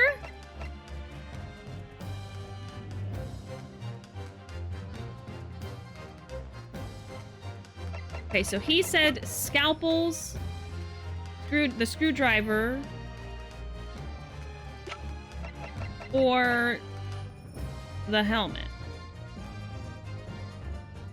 Did I write anything down from before that would help me right now? If it's like a little detail that we wouldn't have been concerned about at the time, then I might not have written it down.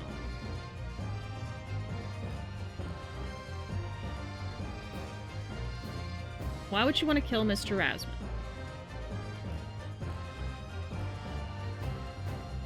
Scalpels can't be it because they all have scalpels, no? All the corners have scalpels.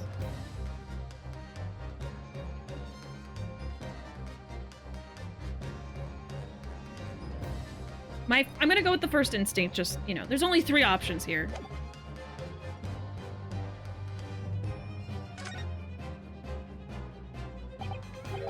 It's the Iron Mask. Is it? You've lost me. Okay, it's not. Oh! Oh! Sorry, Mr. Naruhodo, but why the Iron Mask? Girl, I don't know. Of all the things I saw yesterday, it left the greatest impression, so... Is it the scalpels? Is it? Is it? You clearly have no idea what you're talking about. I think I must have said the wrong thing. Forgive the interruption, Dr. Scythe. But what my colleague meant to say was scalpels. Perhaps that makes a little more sense to you? Oh, she just gives me the answer! Of course. It was the scalpels! Did you say scalpels? It would appear that word has struck a chord, Doctor. Thank you, Susato, for the save! Come on, out with it! It was yesterday when we visited your lab. Yeah, see, I don't remember this. Okay, I remember the book. Look at this big, thick book here. It appears to be an accounting ledger. It's a record of the forensic investigation team's spending. What is it? The team purchases various equipment and supplies on a monthly basis, but one entry seems rather strange. They're buying 500 scalpels a month. Okay.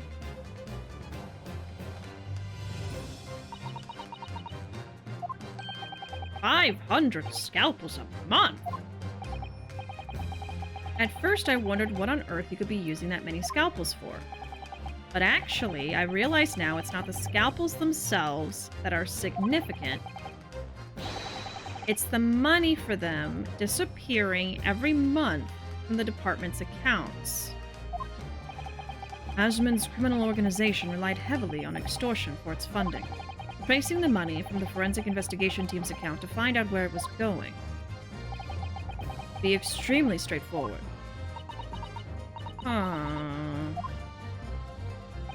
10 years ago, when Mr. Asman was still a journalist and wrote this article about Mr. Drebber, he may well have stumbled upon information as he was researching the story. Information relating to Dr. Scythe's darkest secret that he would use to rack money from her for the next decade. Oh! The darkest secret? Good lord! You mean... I don't know what happened on the night of that execution 10 years ago, but clearly the opportunity to rid yourself of that menace was too tempting to pass up. So in the end, you weren't coerced at all, were you? You did it entirely of your own free will. You stabbed Mr. Asman in the heart with all your might. To silence the blackmailer who knew your dark secret forever. You'll never understand. None of you. What we've had to keep covered up all these long years.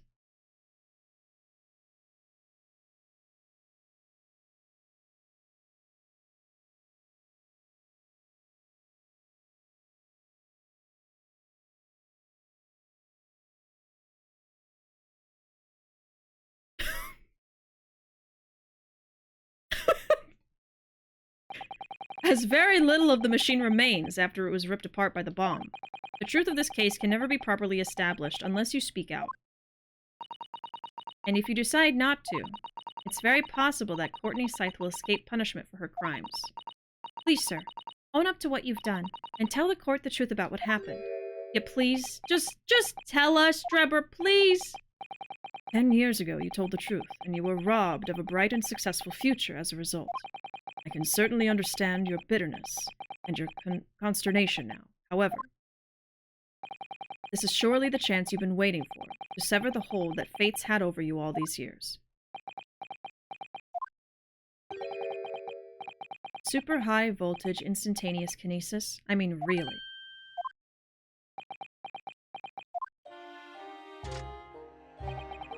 It's the addle-brained mock scientists that are the worst, you know. They don't recognize the fact that they don't have talent. They can't even get that right. And so they end up chasing impossible dreams, having unbridled faith in their abilities. They go on and on about their wonderful hypotheses, their stupid eyes shining like a little child's. They make me sick. Can't abide their foolishness. Careful, Mr. Drebber. I was particularly pleased with the kinesis machine. It made for quite a show, didn't it? So you admit it? You admit that it was nothing more than a sham made for the purpose of killing the victim. Yes, I admit it. I did it all in the name of revenge. Revenge for the future that Mr. Asmund's article had deprived you of 10 years earlier. But the revenge you sought didn't stop at Asmund, did it? Which is where that very particular waxwork comes in. Yes, I see. Condemned convict that you saw rising from the grave in Lowgate Cemetery 10 years ago. If your account of those events was all true, then obviously Scotland Yard couldn't afford to acknowledge what had happened, even if it meant discrediting a bright young man and crushing any future career he might have had. So your plan required that you abduct that particular waxwork model in order to exact your revenge on Scotland Yard as well, or Dr. Scythe to be precise.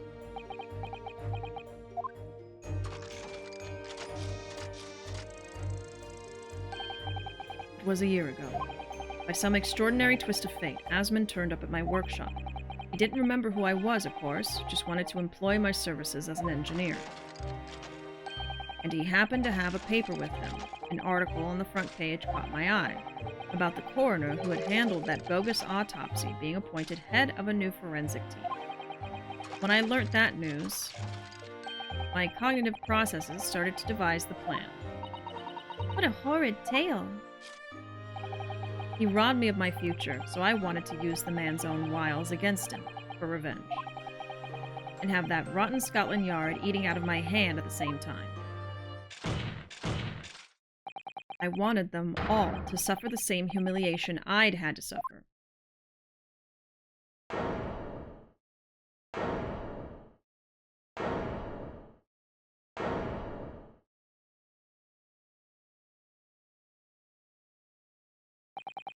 Your actions against those who had ruined your future were justified as revenge, to yourself.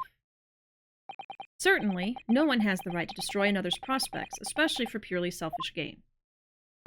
And yet, in carrying out your plan, you did exactly that to someone else, didn't you? Did I? He doesn't even realize. Professor Harebrain's only crime was passion for his hypothesis. You had no compunction about sacrificing his future to effect your revenge. You knew that he would be forever branded a failure and a fraud. You became that which you hated! Perhaps life treated you unfairly 10 years ago, and others' misconduct left your life in tatters. But remember this. Your own actions resulted in exactly the same thing for another perfectly innocent young man. I...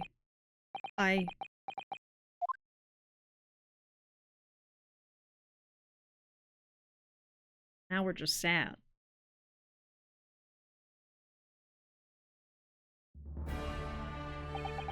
Dummy! Lord Van Zeeks, what of Dr. Scythe? An immediate warrant for her arrest has been granted and she's been remanded in custody, my lord. I presume she will face trial in the coming days along with Mr. Drebber. Yeah, Drebber at least is guilty of fraud and attempted murder. Most regrettable situation indeed. She's made great contributions to her profession over the years. Really is a hard truth to swallow. However, that is a topic for some future occasion. Now, Professor Hairbrain. Oh, yes? Seems there was a great deal more to your experiment than you realized. However, I think we can assume now that all the sordid details have been brought to light. This has been a very long and profound trial, but I'm pleased to say you are absolved of all guilt. It has been very long! You know, I will say, this was totally doable in one more stream. I should have just finished this case last time I was playing Chronicles, you know, and then take my hiatus. But that's not what happened, so I blame the hiatus for how badly I did today. This whole experience has taught me a very great but painful lesson. I've been, me, this dedicated scientist, this devotee of natural philosophy. I've been selfish and self-centered and, above all, a fool. Professor, are we gonna learn who the murderer was? The serial killer from 10 years ago? I've spent my life thinking of nothing but my research, misguidedly believing that I could do whatever I set my mind to despite my lack of talent. And the worst of it is, in the process I've caused others pain and misery. Others who are far, far greater people than I. No, Professor. That's not true. What? Don't tar yourself with the same brush as Drebber. What happened was his doing, and his alone. This outcome is his fate, not yours. You're not to blame in any way. Lord Van Zeeks. And the derision with which he referred to you earlier, calling you a fool, talentless even. The man has no idea. Believe in yourself and work your fingers to the bone to realize your dreams. That's laudable, not laughable. No one has the right to deride another for such choices. Oh. Thank you, Varric. So, ladies and gentlemen of the jury. Yes, my lord. It is this court's expectation that you find the defendant not guilty of the charge of which he stands accused. I presume there are no objections. None for me, my lord. Certainly not. This trial has really made me think, but this is the right decision. It's all been proven methodically and rigorously. I have no misgivings whatsoever. What's that? He's done, is he? It's all over? They're just dragging this out, huh? I don't know what's become of the yard these days. I don't recognize the place. Just give me the not guilty. You should have given me the not guilty an hour and a half ago. Very well. In that case, I hereby pronounce the defendant not guilty. Oh. I've aged 10 years from this case today. I feel 3 more gray hairs sprouting from my scalp at this very moment. Court is adjourned.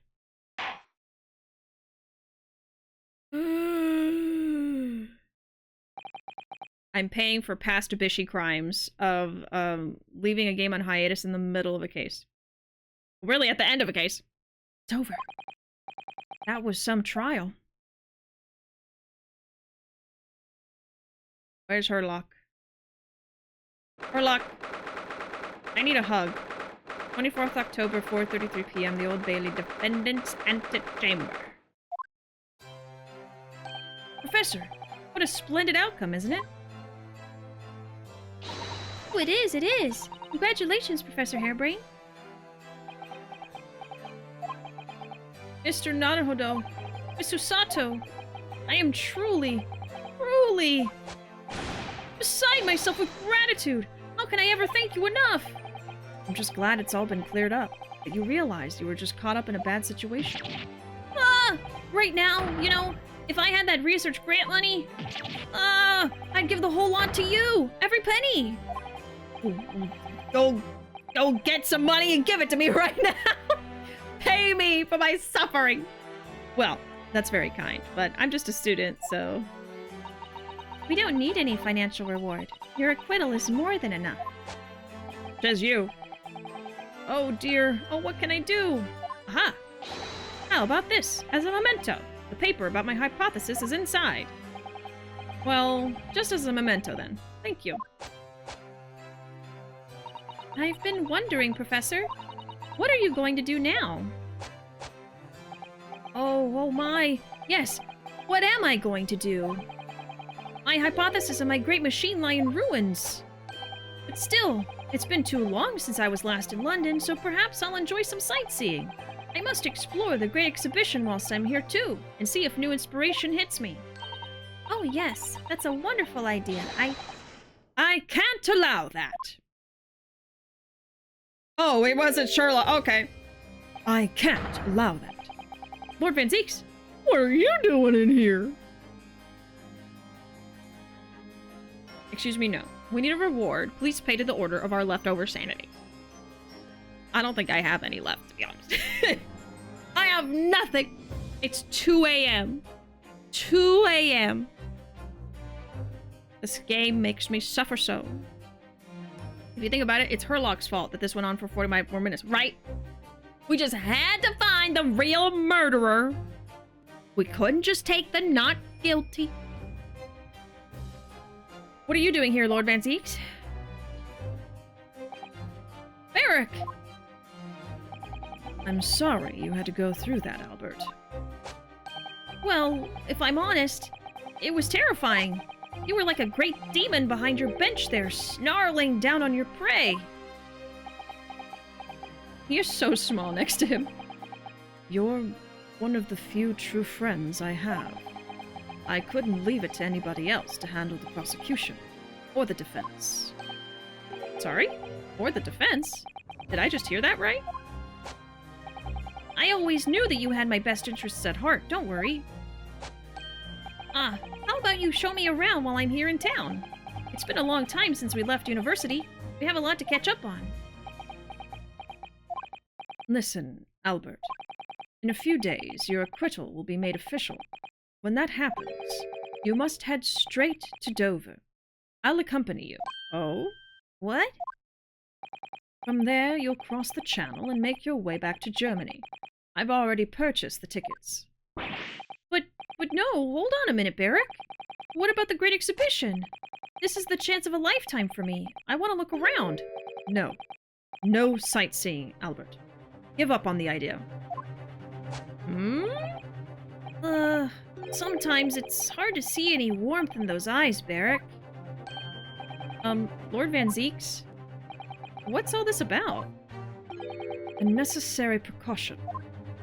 I think it's that thing about if someone is acquitted, they get killed. Yes, I think I understand. You do? Well, Iris told me that when you met Lord Van Zieks at his office some days ago, he asked how Mr. Natsume was doing. Oh. Yes, that's right. I remember being surprised at the time, thinking it was nice of him to ask. The point is, Mr. Natsume is still alive and well, even though it's been more than 6 months now since he stood trial with the Reaper as the prosecutor. You mean the Reaper's influence doesn't stretch overseas? Those in the Reaper's sights meet their ends days or sometimes months after their acquittal. That's been the pattern up to now. But of course, we know that both Mr. Natsume and Gina were completely innocent. Yeah, Gina's still around. True. And perhaps that governs the Reaper's actions. The truly innocent are spared. But I don't want to take any chances with a close personal friend. Oh, but with Gina, it's fine. She's just some pickpocket pretending to be a detective assistant so she can stay in London. It's fine, according to Van Zeeks. Eric! Like the mustached Nipponese, this man should leave the country without delay. That's why I'm packing him off to Germany at once. Right. Does your friend-shaped package get any say in it? Goodness, was this your intention all along then, Lord Van Zeeks? He's protecting his friend. In court, where people think of him as the Reaper, this man seems absolutely merciless, and yet, sometimes I feel as though I don't understand him at all. It's time to go, Albert. Back to the prison for the time being. Back to prison? Ah, yes. All right. Well then, Mr. Naruhodo. Thank you so much for everything. Not at all, Professor. It was a pleasure getting to know you. Best wishes, Professor Hairbrain. Well, once the dust is settled, you must come and visit me in Germany. Anyway, goodbye for now.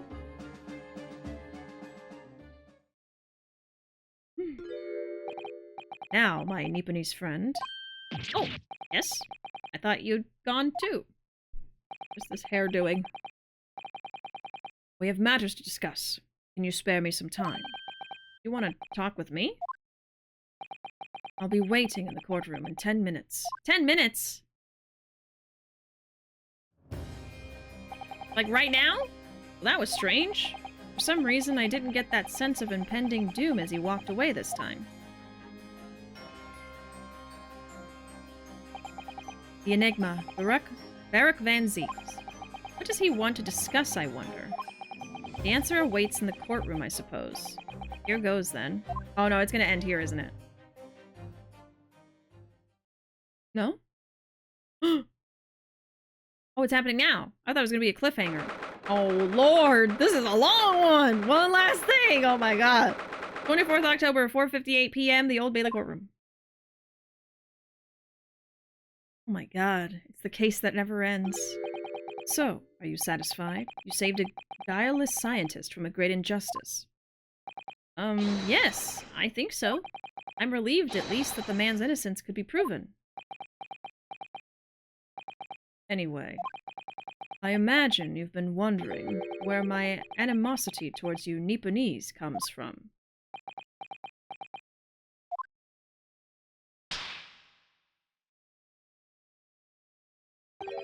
Well, at first I thought you just didn't like me. I imagined you saw me as a pretentious child from an unimportant land who had no business being here. But now I think differently. You clearly know our ways. I would guess that some specific incident led to your thorough dislike of my race. Will you tell me what happened, please? We're getting Van Zeek's lore! The professor. No way. I thought I'd never hear that name in this courtroom again, to be honest. He took your brother's life. Clint. My brother was Clint Van Zeeks.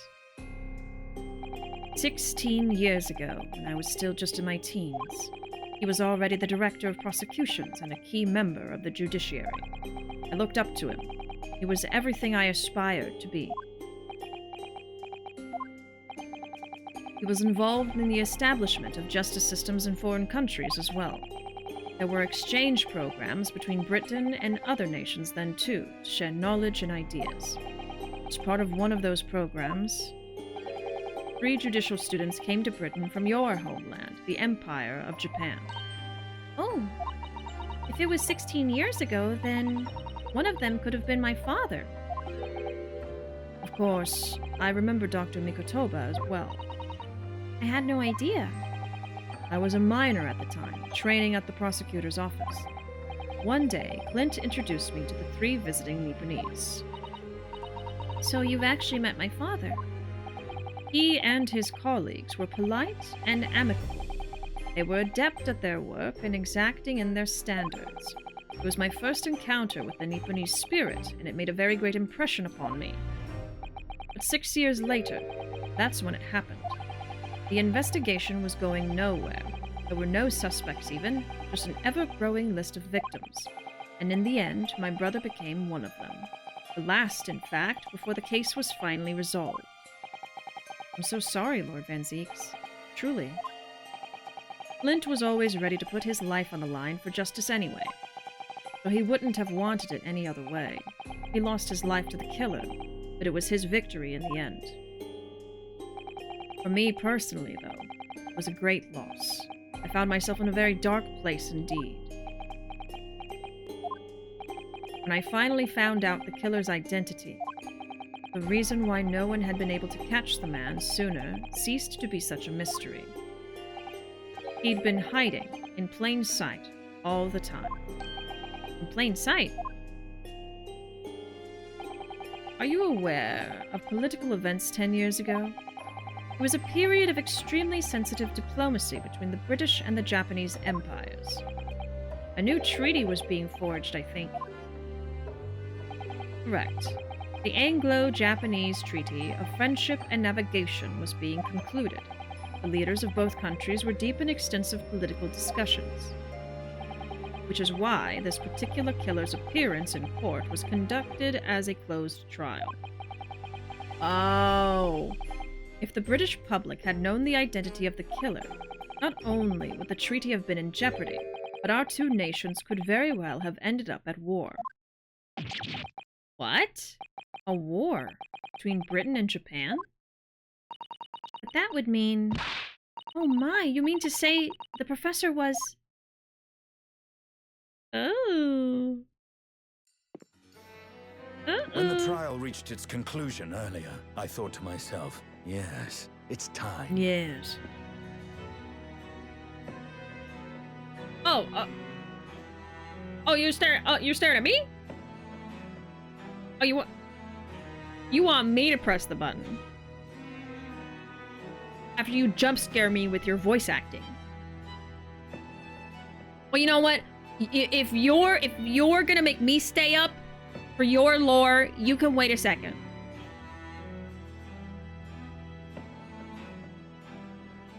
You can wait a second.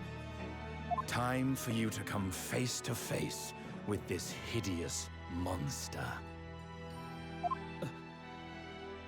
I borrowed the key for the mask from the proprietress of the Waxwork Museum. Oh! So see for yourselves now. Confirm it with your own eyes. The truth that's been hidden this past decade.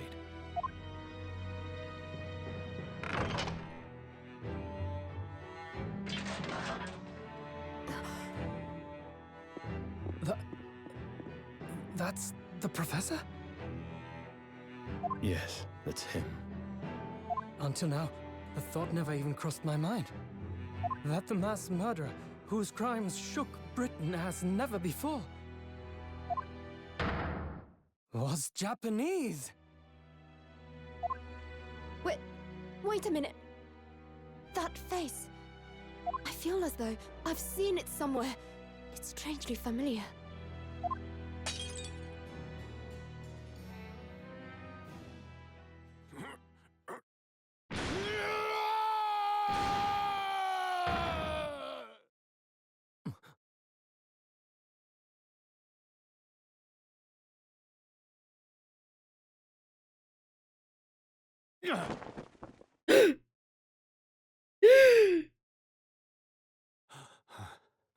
Father. Oh no.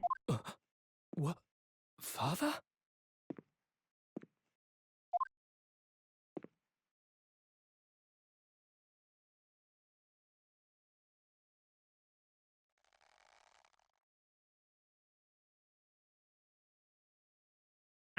We knew. We knew. Kazuma! We knew it was Kazuma. He's not dead! My best friend, Kazuma Asogi. But now it's confirmed. But his dad was a serial killer? Oh no. After a whole year, finally his memories returned.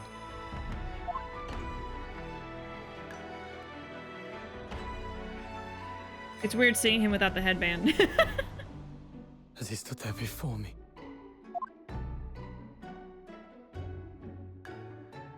Oh. I cried for you. I cried over this character being dead. Oh. Hello again. Oh. I'm tearing up. My friend. Oh. Kazuma-sama! Judicial Assistant Mikotoba. You don't gotta be so formal.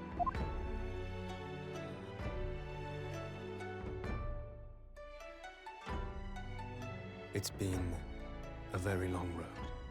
Thank you. Thank you for guiding my friend here Oh. when I could not. It was an honor. Oh god, I'm crying, I'm crying. Oh. I knew you wouldn't die that easily. Kazuma. I owe you thanks, too. For taking good care of that in my absence. Oh. Oh, his sword, yeah. Karuma.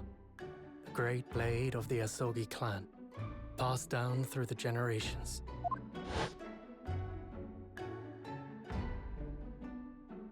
When we left Japan, this sword was at my friend's side. A Japanese man's katana is his soul, and he couldn't be parted from it. But then, when the incident happened, it was Susato-san's wish that I inherit the sword, and I've kept it with me ever since, along with my memories of the friendship we shared.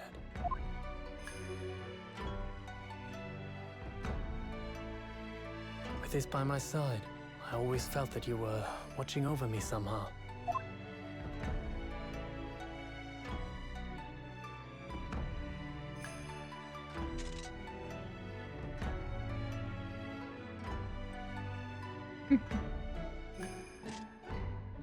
Back in its rightful place.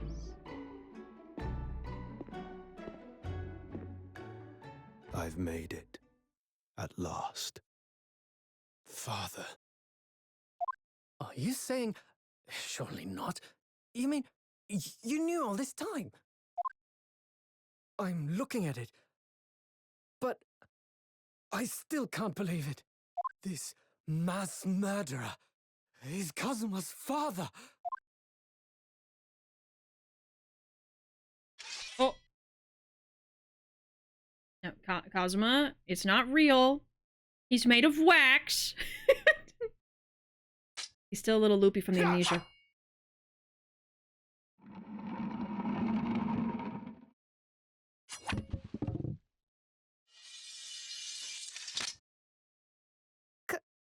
Kazuma-sama.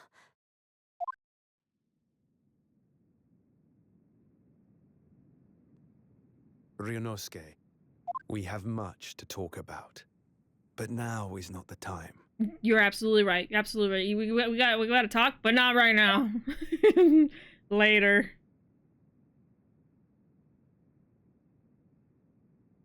I'll be seeing you.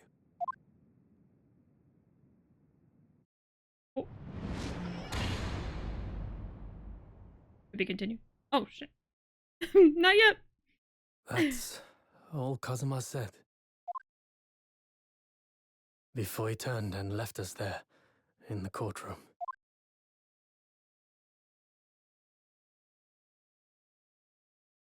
Oh, so he's the living afterimage of the man who took my brother's life, is he? Yes, Kazuma Asogi, my best friend. 3 months ago, when Lord Strongheart introduced us, I had an inkling there was something there, some connection. Why did Lord Strongheart do that? Why did he make Kazuma Lord Van Zeek's apprentice? And when he was suffering amnesia, too. The man was apprehended, even executed, but his legacy just won't die. That's the sad truth. Anyway, that's all I had to say. I thank you for meeting with me as I asked. Goodbye.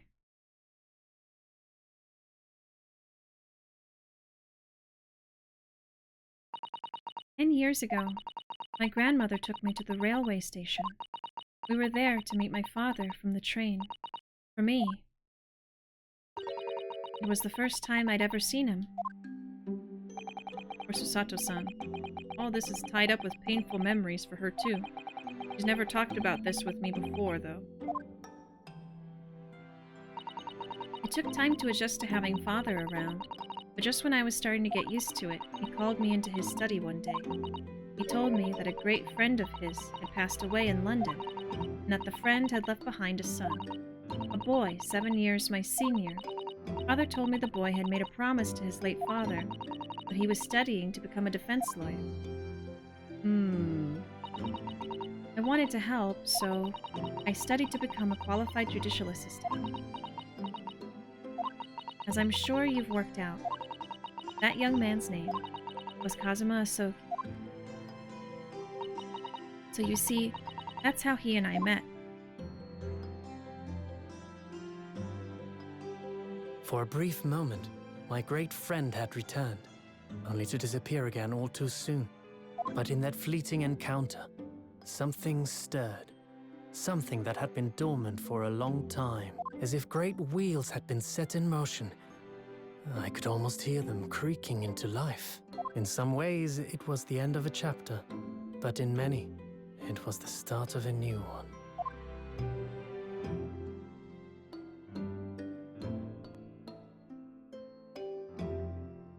Okay. I'm sitting here like... But that?